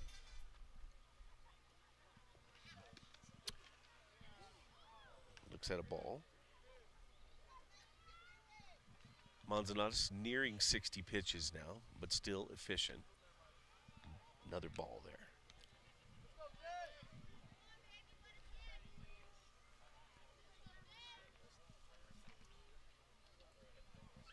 Grants, we faced some heavy hitters in our district. Belen, Valencia, and St. Pius, they all had great hitters. So I think we were battle tested in our district. Every night was a battle, which I think will pay dividends down the stretch.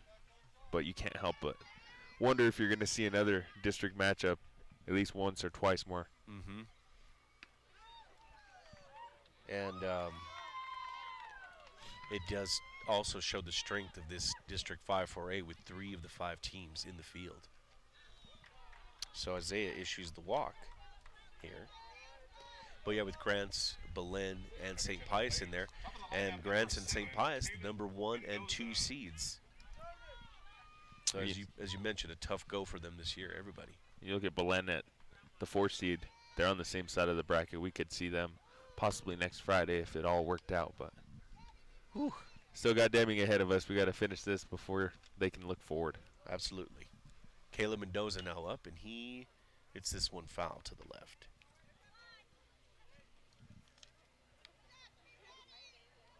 But I feel there was no question that Grants earned the number 1 seed. It was not a gift by any means. Absolutely not. They absolutely earned it. And in the Max Preps ranking. Oh, got him. Wow. So Carvajal, Villegas, just couldn't get back, and he's erased 1-3 from Manzanares. And I interrupted your point, Coach. Sorry about that. No problem. Lost train of thought of even where we were at. That was a nice throw to first base. Good distractions. Here comes the pitch to Mendoza, and it's a foul. Oh, yeah, that was my point. Here we are. So we looked at the Max Preps rankings throughout the season, and we were at 2 the whole way through. We had knocked off St. Pius twice. We were still second in the Freeman ranking, so it was a little frustrating, but we knew once we got district champs, there's no way that they could have put St. Pius above us. But then you look at the matchups as we go forward, and their path to the finals and our path, and who has the easier path. I mean, you never know. Whoever shows up on any given day could be. That number next to your name doesn't mean much if you don't show up. That is true. And Mendoza gets a little piece of it, but it's going to be foul. Yeah, watching and I know that the kids watch, they see these things, but I know Coach Furby and the guys always tried to downplay it and say, hey, just doesn't really matter right now. They did get the seed that they deserved, and so now they just got to go out and prove that they are. Here comes the pitch, and it's high to Mendoza. Having that 1 seed next to your name, you kind of have a target on your back, so to speak. Every night you go out, right? You have something to prove, so everyone kind of wants to knock off the powerhouse, and sometimes Cinderella stories happen, and other times the number 1 seed takes care of business. So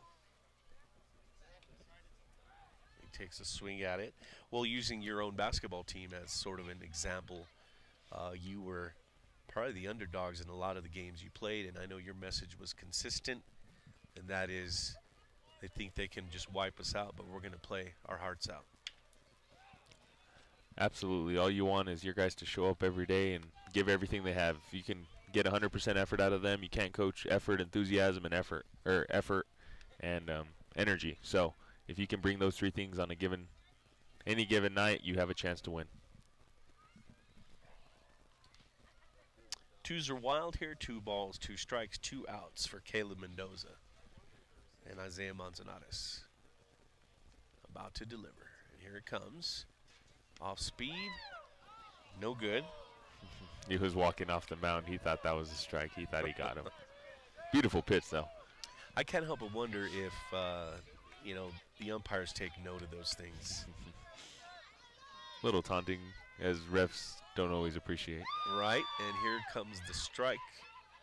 Strikeout, put out. Hey, buddy. Getting some visitors to the tent over here. Anyway, Mendoza, 2-3 put out after the strikeout. And Grants going to the bottom of the 5th. Could end this game if they can plate 4 runs here. Furby's over there talking to Isaiah. He might be done. In fact, I see him making a throwing motion to the dugout for Grants, and I believe I saw Dominic Gonzalez kind of excitedly getting there. He might be the one that's going to finish this out. And they don't realize with Dominic Gonzalez coming to the mound, he's has a pretty lethal fastball. I remember against St. Pius, he came in to relieve Nico Young at the end of that game, and he struck out Gene Trujillo with bases loaded, and I think that was kind of one of his biggest highlights. And you can't help but think they might see each other again. I don't know. Man, yeah, Gene Trujillo, Give props where it's due. Heck of a basketball player for St. Pius. I had to suggest in one of the games that we check his ID. The kid looks a little older than his years. He does. Has at least 10 years on me. I think he had to shave at halftime for his 5 o'clock shadow, but nonetheless, he was very impressive. And actually, we were at mid-court for the beginning of a game, and he walked over, and I jokingly said to the ref, hey, we need to check this guy's ID. And he laughed about it too, so good-natured kid, Gene. And if I'm not mistaken, was one of the players that complimented your team after St. Pius win last year. Said to a couple of your guys, hey, that was a good game. And you love to see good sportsmanship from kids, especially he's going to play next level Division I baseball for the Lobos, and you love that from kids when they have good respect, whether they win or lose, and win with gratitude and respect. So I agree. Great kid. So Nick Bustos will lead things off here, bottom of the 5th. Pirates leading 6-0. First pitch, ball from Ramirez, who has came in last inning to try to slow things down. It hasn't happened yet.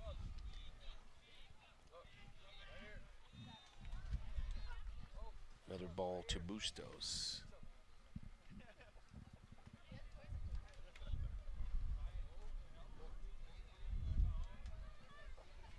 We'll do it again, 2-0.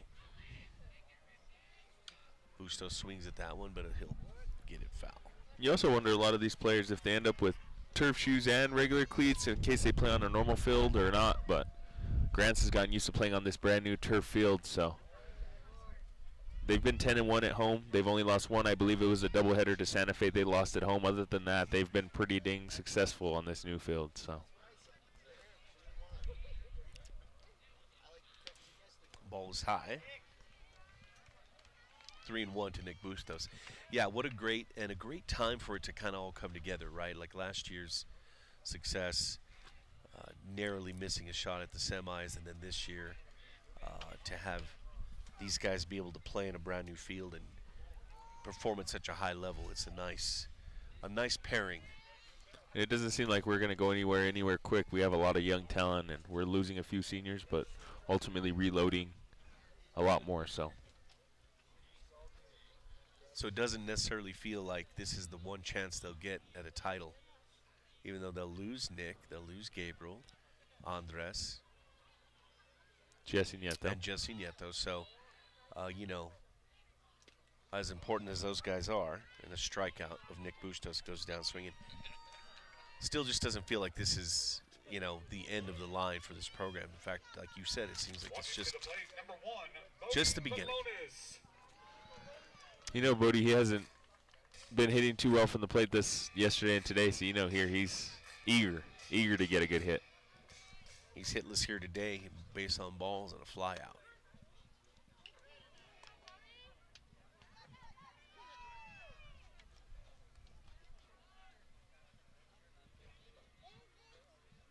Malonis swings and it'll head towards the Deming dugout. He's down 0-2 quickly here. And Bodie had been looking at playing. He plays baseball and basketball now, but he had been looking at playing football, but had shoulder surgery, and we'll see if he ends up playing football this next year as well. Of course, you'd love to have him as he hits that ball nicely into center field. If you are a football coach at Grants, you would like to see a lot of these guys out there. But the impact of football can't be denied, I think. I applaud any kid that gets out there for football, but I'm not sure Bodie wants to risk further damage to that shoulder by playing. Because he'd be a skilled player, you just know that. And I know Coach Furby and myself already fight over the time we get with him, so sharing him with a joint custody with another coach, it might be a little difficult. But he can do it. We know that for sure. So Bodie, who stole a base the last time he was up. First pitch, let's see if here he goes again. And he's going to get there. The pop-up from the catcher, you could almost tell he wasn't even trying to get him at second, but Thought he'd give it a shot. Bodie with his 3rd stolen base today. So yeah, hitless, but 3 stolen bases. And there he goes again. And he's going to get there pretty much with ease. Man, if only we could get him to make free throws like he does steal bases, I mean, we'd be pretty tough all around. It's got to be the same technique, right? It's got to It's like a gimme. be some similarities to the approach. 1-1 to Barella, who's got an RBI opportunity here. And that's looks like it's caught by the right fielder, Malonis. Uh-oh, bang at the plate, and he got him. What a throw. That was a heck of a throw, right on target. And I like the call, even though it makes the 3rd out here, but you're leading 6-0. And why not? You got a speedster at 3rd base. No, yeah. If you're going to send anyone in that situation, that was the right call. It's just a great throw and great play at the plate. Looked like Mookie Betts out there in right field. Thank you for making it a Dodger reference. Got to do the best, you know. So we're still waiting to see whether or not Manzanares makes his return to pitch. And, you know, Nick Bustos early on in the year, he was our main ace pitcher, and he hasn't pitched a whole lot of the season just because of his injuries and things of that nature. But looks like we might see Dominic Gonzalez out at the plate. There we go. Yeah, I think 2 things about Nick's injury, and one of them is that it's first of all unfortunate. He was without question the Pirates' ace last year. In fact, he started the game at Aztec against Aztec and had a great game until late. But then that's one thing I think about. I also think about, though, that the Pirates they've won 13 in a row, 22 overall, without the benefit of his arm. When you look what's so promising, you look at these pitchers, right? You had your starting sophomore pitcher, Nico Young, yesterday, and he finished the whole way through. You have Isaiah Manzanares, who's a junior today. You have Dominic Gonzalez as a sophomore coming in now, and you also have Esteban Barella, who's a freshman. So, and Bodie Malone has got some pitches early on, and I think Gabriel Marquez also pitches as the only senior, but they are have a lot of depth in that pitching room, for sure. I know that in district play they allow the fewest runs as a pitching squad of any team in district. So, as you say, it speaks to their strength. And actually, there's not a lot of holes in the Grants. And one of them might get some accolades for play of the year. I don't want to spoil anything, but keep your ears out because someone might make it from Grants High School. Someone. Who could it be? A lot of choices. A lot of choices. Could it be this guy that's on the mound right here? Maybe so. Here comes Gonzalez to Vinny Chavez, right down the middle for a strike. These are some fastballs that these Deming Wildcats haven't seen yet, so we'll see how they fare. Took a little off. Foul ball. Might have called it fair. Oh, whoa, I guess they did. My bad. I looked down to mark it the pitch, and meanwhile, Chavez was rounding first and gets a double. I was like, he's running extremely hard if that's foul. I missed the call just like yesterday. Everybody missed the call at first base where the umpire was trying. Actually, ironically, I ran into the ref, first base ump, at the store following the game. Remember the call where I believe it was it Jesse who Yes, it was. Okay. Down the first base line, and they called it foul. And I asked him about that. He said, I was trying to tell everyone, but no one was paying attention, including me, I guess. Here's Gonzalez now with Chavez. Strike, no, low. To the batter, Daniel Mosier, who was retired his last time up. That's a ball. A man of many nicknames. They call him Mick. I know a lot of his family calls him that. All of his teammates call him Danimic. Danimic. He wore a headband in basketball, so he had the retro look going on. He's has a bunch of personas. 3-0. Gonzalez now to Mosier.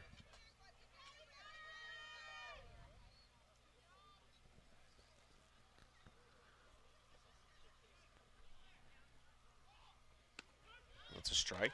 And Gonzalez really should not. It's easy for me to say, but what pressure is there at this point? You're up 6-0. Just get up there and throw some strikes.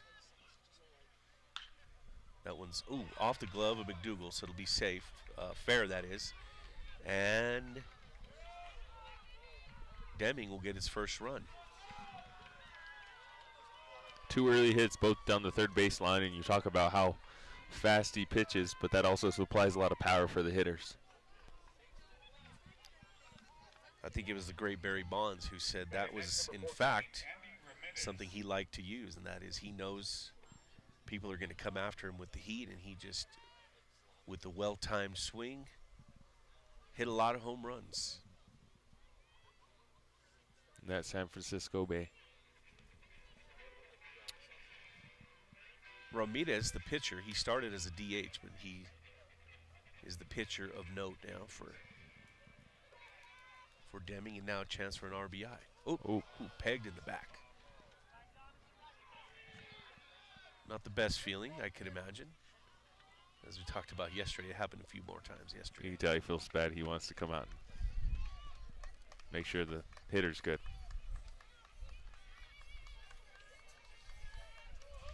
So Dominic scuffling a little bit here. Not so much even the hit he gave up. Just needs to take a breath. And getting a little advice from Isaiah Manzanares because he's been throwing to these batters all night long. So now it looks like Ramirez will be pinch hit for. If that hit his shoulder, I don't know exactly where it hit, but they also need him to pitch.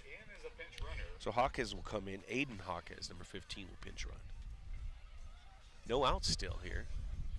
Top of the 6th. Quick reset for you, Grants and Deming.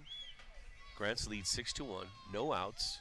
Top of the 6th. 1 runner on, and the new pitcher, Dominic Gonzalez. For Grants, 2 on, that is. Pardon me.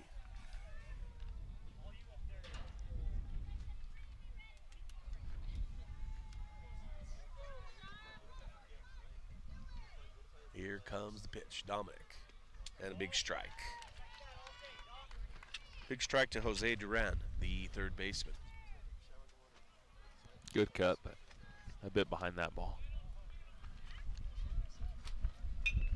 That's directly to the glove of Marquez, who gets the force at second. So Duran reaches on the fielder's choice.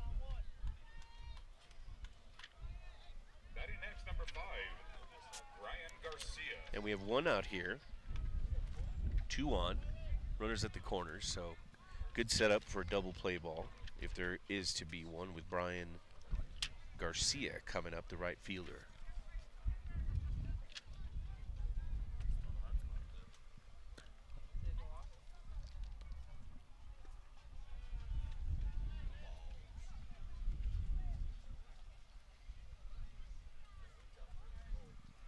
There we go. Dominic looking in. Snap throw to first, but not in time. Isaiah caught a runner there at first that had a big lead, so Dominic has to look the same way. 1-0 the count here to the batter. Dominic. Malonis got under it, and he catches it, but it is going to bring in a run. Nice sacrifice fly, but only giving up 1.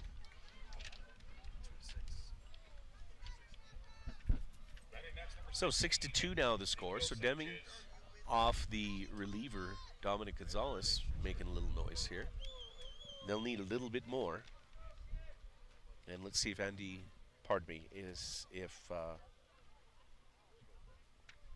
Zeke Sanchez can supply some of that. He's down a strike.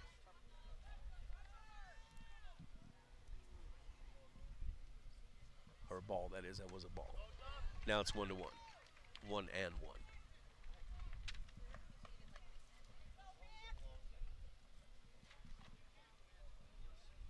I just heard somebody say, let's go, Mick. So to your point, throw from Lopez. Look at that. Nice throw. Oh, safe though. Oh, wow. Must have missed the tag because the throw was in time. Nope. Ref says, nope, you didn't get him. Nice throw from Lopez. He sprung up there quickly. It's a real good throw. Beautiful. Well, not a lot of pressure, but if you get a base hit here from Ezekiel Sanchez, you could bring in 2 runs.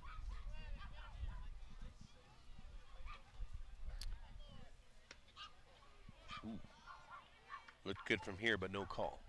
3-1 now, 2 outs to the batter, Ezekiel Sanchez, freshman catcher for Deming. Oh, here's the throw. It's a little off. Manzanado's keeping that glove. Either he was trying to annoy him or he's really trying for that out.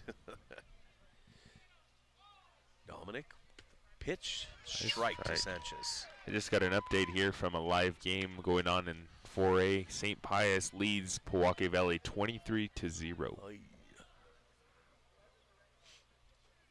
They are apt to do that, those Sartans. And Dominic Gonzalez issues the base on ball. We also have Belen with 11-1 win over Aztec. They move on to the next round. So Aztec looking to repeat their performance last year. They had a heck of a team last year. Juan Duran, the pinch runner now at first base. And the batter, Jaden Carbajal, coming in.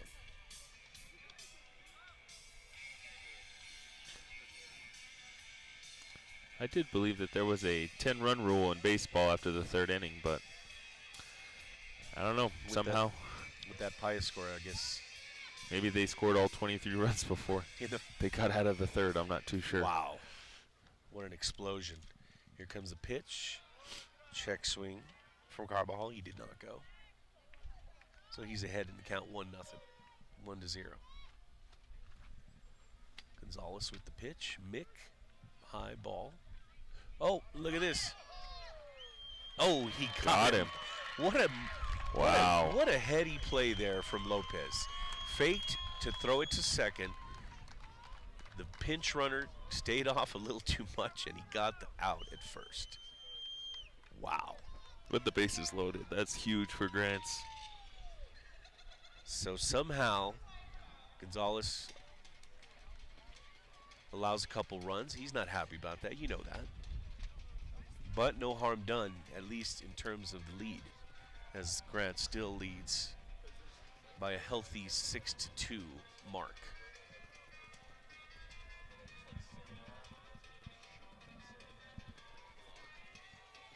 Ramirez will come back and he'll be continue to be the pitcher for Grant here, or pardon me, Deming.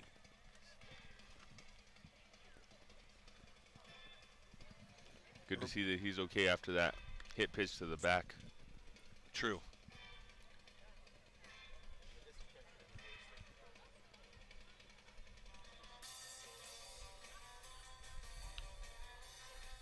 A little bit different music we're hearing today, huh? It is. Ben Wilcox, he actually does the music for our basketball games as well, so doing a good job. As we look forward to Thursday for the next round, looking at the 4A quarterfinals, there's a game at 10 a.m., 1 p.m., and 4 p.m., as well as 7 p.m. So I believe if Grants were to advance, they would get the 1 p.m. game on Thursday for the quarterfinal. Okay. St. Pius, I think, gets the 7 p.m. game every night. So I know Coach Furby wasn't too pleased to say, why does the 1 seed not get the primetime game and the 2 seed does? But nonetheless, we'll play whenever they want us to play and do what we can.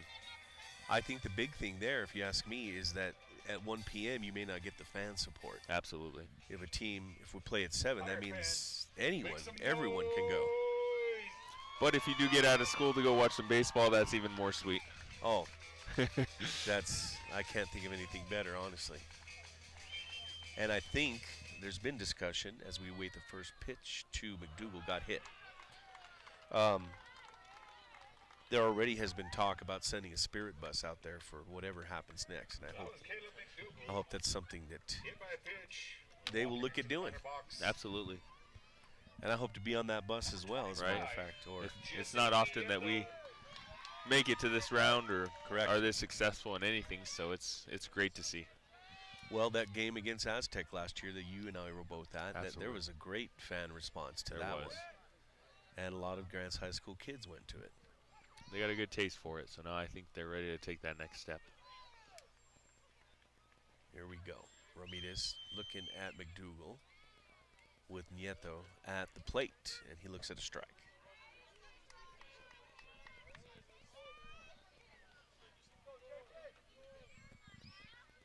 JJ, Jesse Niet, Jesse Nitro. Oh, wow. Good attempt there.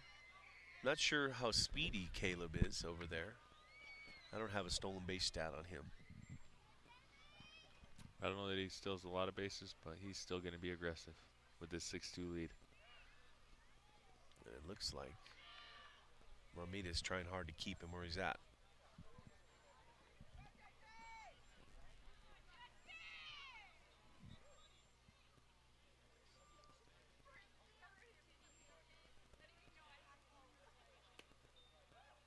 Jesse, ball. Ties up the count at 1-1.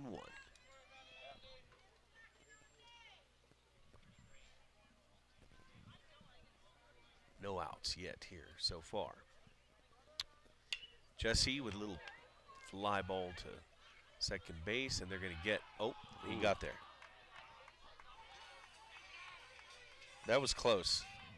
I got to admit from here, it looked real close. I know Deming's saying, wait a minute. Got him.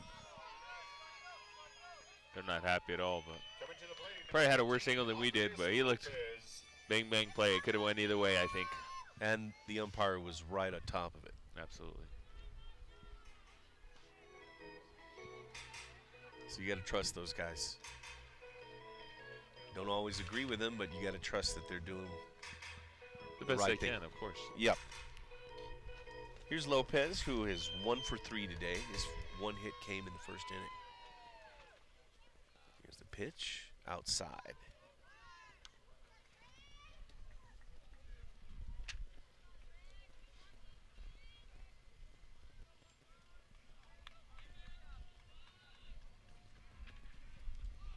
Throw over to first, try to get McDougal. And again, I mean, maybe Deming's got the scouting report on McDougal. And they think he's going to run. I have no idea. He keeps paying a lot of attention to him. Ball to Lopez. That'll make the count 2-0. 1 out for the Pirates. Bottom of the 6th. Pirates lead 6-2 over the number 16 seed Deming.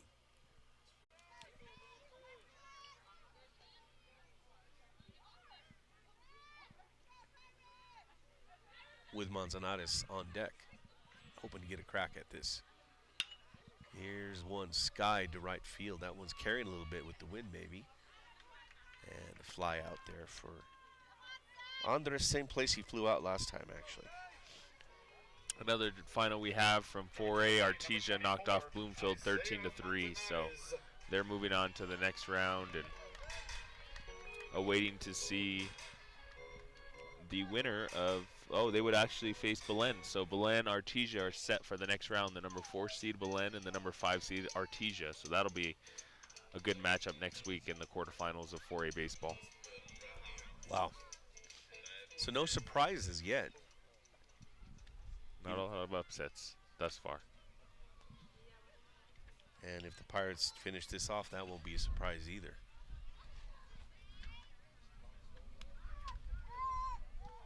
Manzanares looking at that's going to be high and inside. 2 balls, no strikes to Manzanares. Ramirez trying to limit anything from happening here. McDougal got on base to start with, but then there's been nothing. Oh, and that one's going to go straight up the middle. Nice chopper over second base by Manzanares. Single for him, and he's 2 for 4 on the day. Now here comes Mick, 3 RBI on the day. You know, we talked about the strength of schedule of Deming, but looking back in February, Grants faced Volcano Vista, and they lost 12-6, but Volcano Vista is pretty formidable in 5A, and So we've also faced some major talent along throughout our schedule, ending up 21-5, 8-0 in district. I mean, pretty tough. Pitch to Gonzalez is off the mark. So true in that Volcano Vista game, if I'm not mistaken, was a late ad. And are you aware of this or? Yeah, I believe so. And it was close throughout. I think it was a one-run game most of the way. So Gonzalez will sky that one over the Grants dugout.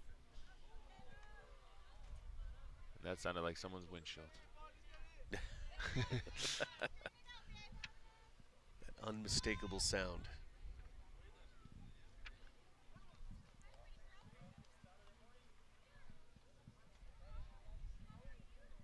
Here we go. 1-1 the count, 2 outs. Pirates leading 6-2, 2 on for Dominic Gonzalez. Mick, Danamick, whatever you want to call him. Call him a run producer for these Pirates. That one is going to be off. Ramirez, kind of wondering, what do I got to do?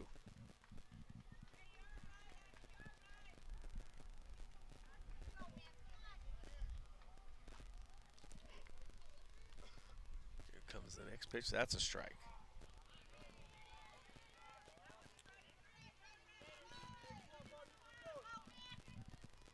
Two and two, the count to Dominic. Ramirez, and this one's hit high to left center. Kid could not get it. And it's going to bring 2 more in. And the RBI machine known as Dominic Gonzalez just keeps cranking along. The left field pull it down. Carbajal out in left field. So that makes the score 8-2. And just when Deming thought they might be able to get out of that inning, Dominic Gonzalez, the dream killer, if you will, comes through again.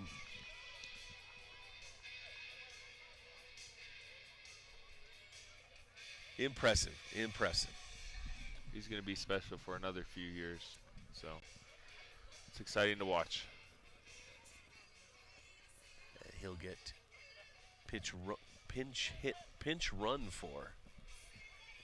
It looks like Tristan Fernandez, another freshman that we have on the basketball team. He actually played varsity this year and played quarterback for our football team. So very good athlete, 3-sport athlete. That's right.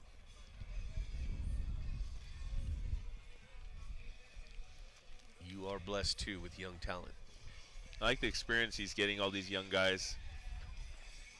He had other freshmen, Cody Malone's pinch run earlier, and now he's got Tristan Fernandez, another freshman. So getting them these reps and experience in the state playoffs, I think, will pay dividends down the stretch. I mean, just to get on the field, you know, and have a chance to do something.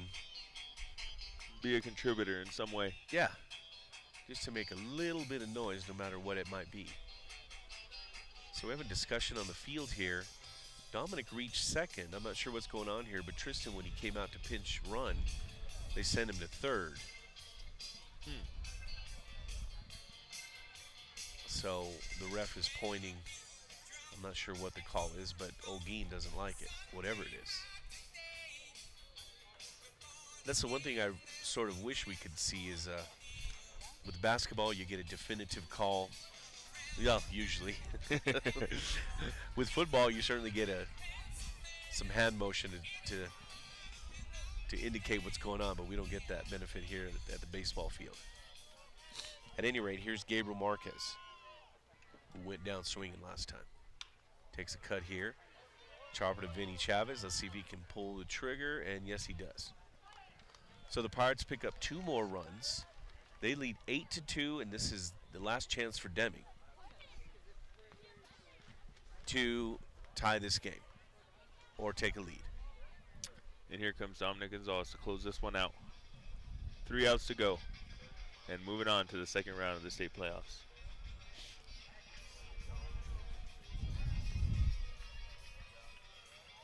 So as we await the next round of the tournament, we're looking at Seeing who we would face on the other end, we would look at an 8-9 matchup. We talked about it, Academy against Los Alamos. Academy won 8-5 last night, so today we're keeping a good eye on that one to see who we could face. We faced Albuquerque Academy early on in the season, and we did get the win against them. So I think that's some confidence that we have if we were to see them again. I know Los Alamos came on late in the season and did really well. Our win against Academy was 5-4, although it was the first game of the season. So some athletes might not have been back from basketball yet. I know Academy won the state championship in basketball, so if they had any players come from their basketball team, they had to wait a little while. But nonetheless, we have confidence that we've beat them before. But hey, 5-4, it's going to be a tough matchup regardless. And I think that win, even though, as you say, it was early in the season, was kind of the win that made a lot of people go, whoa, okay. And despite who's on the field at the time, Academy has gone on to have a pretty good season. Maybe not the dominant situation they've been used to, but they're in it still. So. And having some of my basketball players coming off resty, I know Dominic Gonzalez started that first game, and Bodie Malonis, he hadn't really been on this team before, so he didn't have his spot waiting for him, but came and took the center field position, and he's been flourishing since.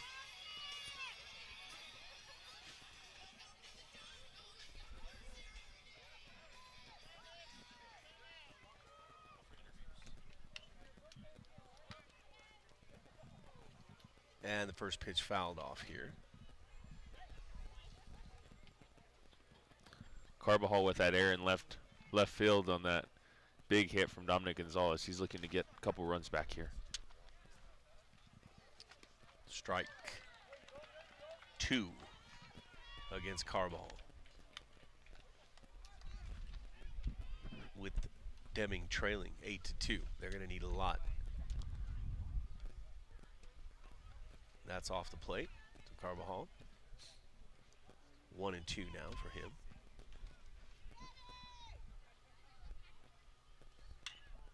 This one hit well. There goes Bustos to get it. And, oh, he drops it. So Carbajal will get on. And Nick had quite a head of steam on that, and maybe just too much steam. Maybe he. And Bodie was in the same position right behind him, so you talk about communication and calling off one another and who has the right of way in that situation. But it looked like Nick had a good angle at it, just missed it. So here we go now. Next up here, Andrew Villegas, the center fielder, who has not reached base today.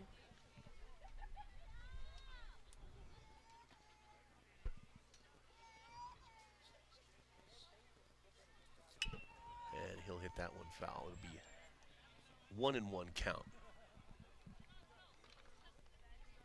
to Villegas.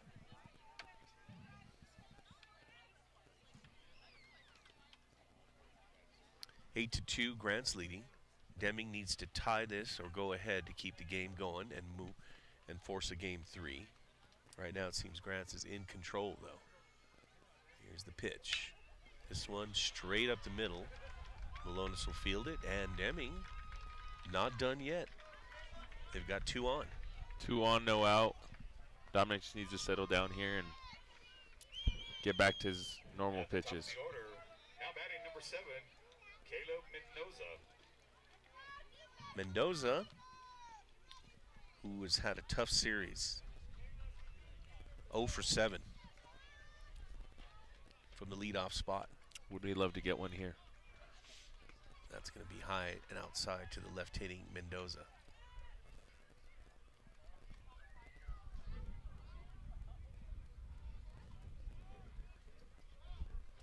Mendoza, big cut. Swing on a fastball from Gonzalez. You can't help to think that little cushion that Grant's got this last inning, going from 6 to 8 runs. They have a 6-run lead right now. Compared to 4, feels nice. Right. Yeah, think about that. I mean, it's quote unquote only 2 runs, but yeah, big deficit to overcome here in the bottom of or top of the 7th. Sorry. And 3 straight swings, 3 straight misses, and Mendoza goes down. brings up Vinny Chavez, At the plate, number 14, Andy who Ramirez. doubled and scored his last time up. This was actually the part of the lineup that Did some gave- damage to that's the right. last round. Yeah. Check that, number 34, Vinny Chavez. That's a ball, though, to Chavez, the shortstop. 1 out, 1-0 is the count here to Chavez. He steps out to regain his composure.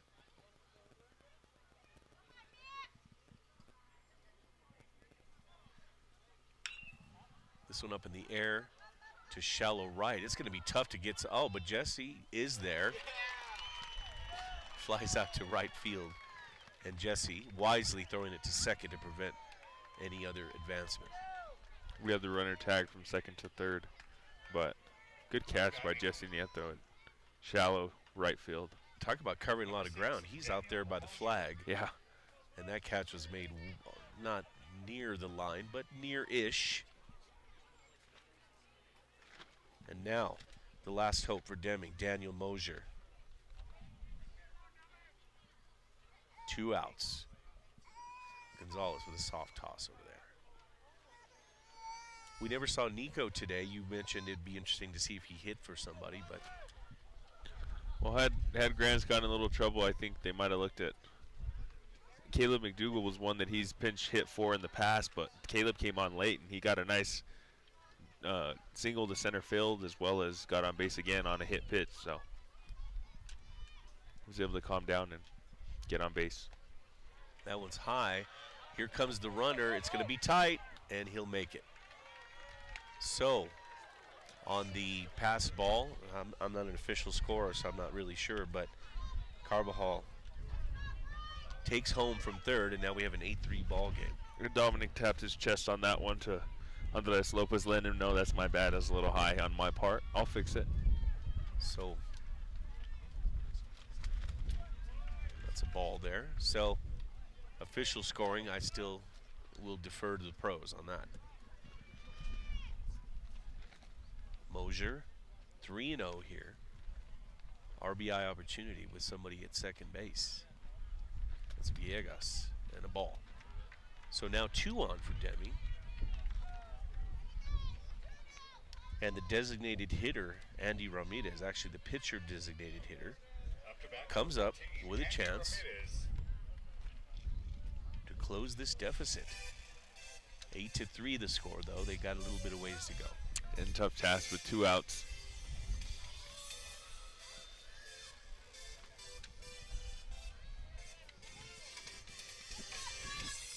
And for Grants, you want to be tested, right? You want to be tested throughout these playoffs. Yeah, of course, the goal is to advance, but you love to see your guys get tested now so that later on they're ready to go. Strike. It's a good point that you mentioned that 23-0 game. I don't know what a challenge like that does for you either way. And this one's going to get through, and we're going to have a bases loaded situation unless Nieto comes up firing, and yep, it's going to be an RBI here. Look at that. Villegas scores from second on that single to right field. And it's 8-4. So you got to credit Deming. They're still playing. Can't hear you up here. You hear the crowd getting into it a little bit, knowing they only need 1 out to move on in advance. So they're amped and ready to close this one out. Let's see if Dominic can get it done at the mound. 8-4, the left-handed hitting Jose Duran. Comes up, looks at a ball.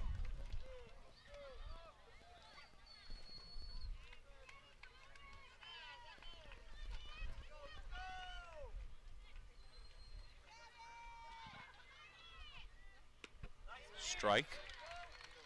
He went, no question. 2-1 the count is going to be here. Pardon me, 1-1. Mick with the pitch. Strike 2. Nice high heater there. Now we should definitely hear the crowd getting up for this one right here. 1 pitch to go. 1 pitch to go. Dominic Gonzalez. This one will be fouled out of play. Whew.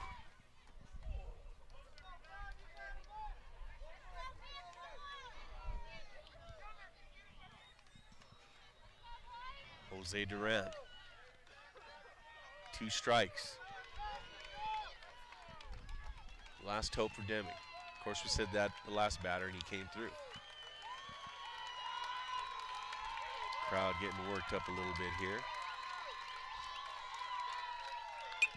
This one up in the air.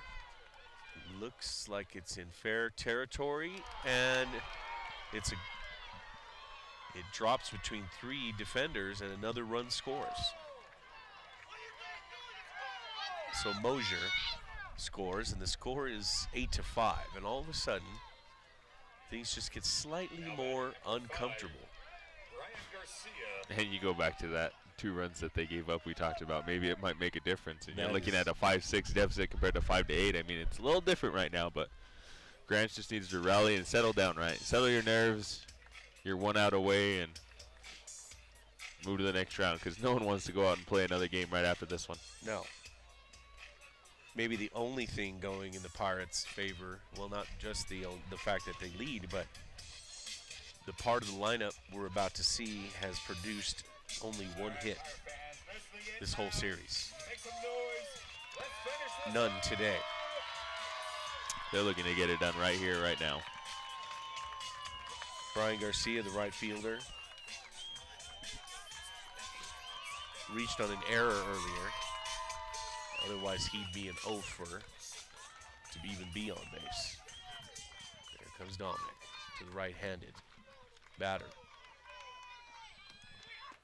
Strike 1, low but good. Crowd likes that one. Dominic from the stretch. This one's skied into the air. Always a little tricky. Looks like Burrell is under it. And he does. And ladies and gentlemen, the Grants Pirates, #1 seed 4A baseball, are moving on to the next round. It got a little tense there at the end. Probably not what anyone expected from Dominic Gonzalez in terms of his pitching performance, but he more than made up for it by driving in runs.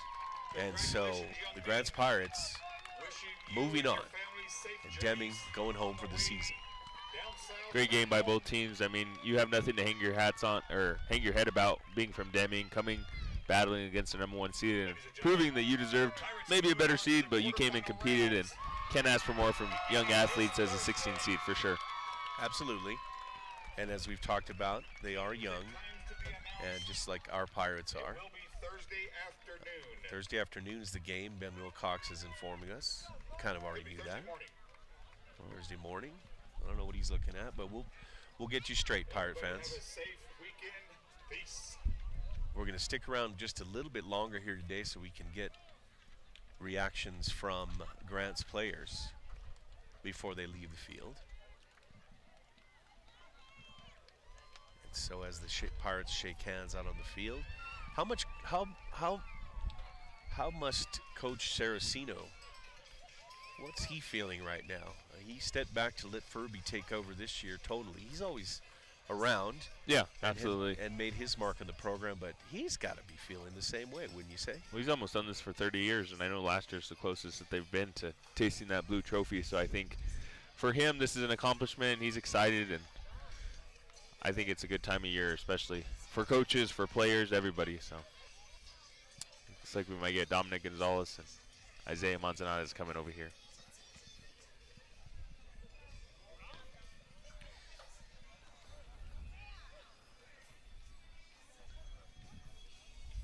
As we wait for the camera to show up here, we'll get these guys, talk to them a little bit as they come over.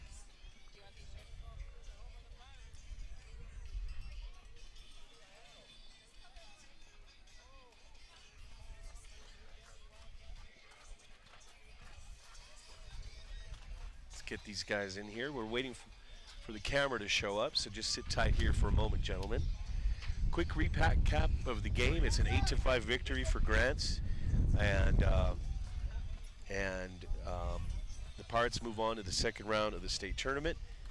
We've got Isaiah Manzanares here and Dominic Gonzalez here momentarily. Stick with us for a moment while we get it all arranged. Coach, what was going to be the starting time of that game on Thursday? Do we know that yet? It looked like 1 p.m. the winner of Academy and Los Alamos, but they had mentioned something about the morning, so I guess we'll just have to wait and see where matchups fall and where we end up. Okay, we'll just arrange ourselves here. Waiting for our camera folks to show up. They're coming. They had to get, they had to climb off the dugout to get here. And so let's see where they are.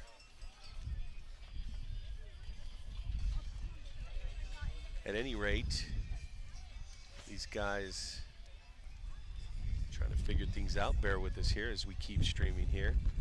Grants Pirates now 14 games in a row, Coach. 23-5 overall, and the team pretty much rolling right now.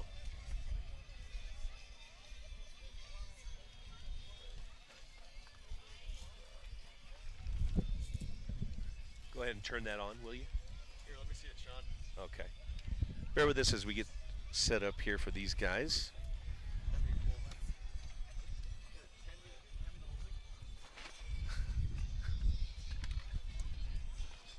Dominic, you come this way, and let's get Isaiah right in here.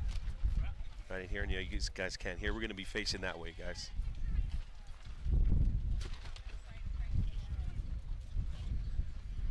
There we go. Hey, these guys aren't just baseball players that want to help. They're good with technology too. All right. They can do everything. They can do a little of everything. Some folks taking pictures. They don't want pictures of me, Coach. We're checking the network here real quick. Bear with us, Isaiah. Need a picture with the home run boy for sure. With the home run kid.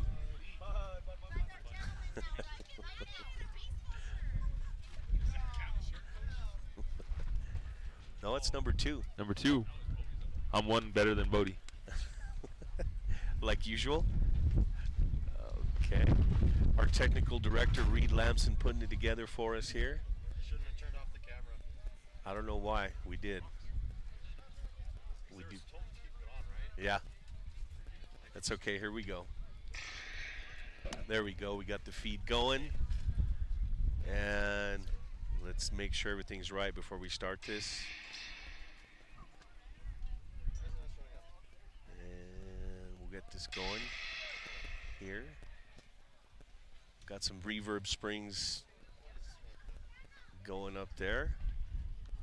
So once again, Grants Pirates 8-5, getting the win over Deming today. So let's start with Isaiah. You had the big home run early. Probably just a good way to get started, right? Just to you were kind of looking for that pitch, put it over the fence. What did that kind of tell you about how the game was going to go for you at the plate? High energy. High energy. We were up from the jump. Looking fastball. Obviously got it. Set back. Okay. We also noted that you made a little snow angel at home plate after that. That was kind of neat. I just like being goofy over there. Yeah. Just having fun. Okay. Dominic, your damage in this series was from the plate. What were you feeling this weekend? I mean, just to see more pitchers, after a long season. I think this is what we needed, Mhm. So, yeah. Isaiah, you pitched the bulk of the game today. Were you surprised that you came out? I think you were at around 60 pitches or so. Were you expecting to go longer, or? Yeah, I wanted to go longer. Keep this guy a fresh arm for the next round of state. Okay. And speaking of which, Dom, you came in probably looking to get out of it quickly. You got tested there a little bit. Is it good to get a test like that? Yeah, it's kind of just humbled me a little bit, that I was up there, and then they just came and hit me. So I just got humbled real quick and just back to work.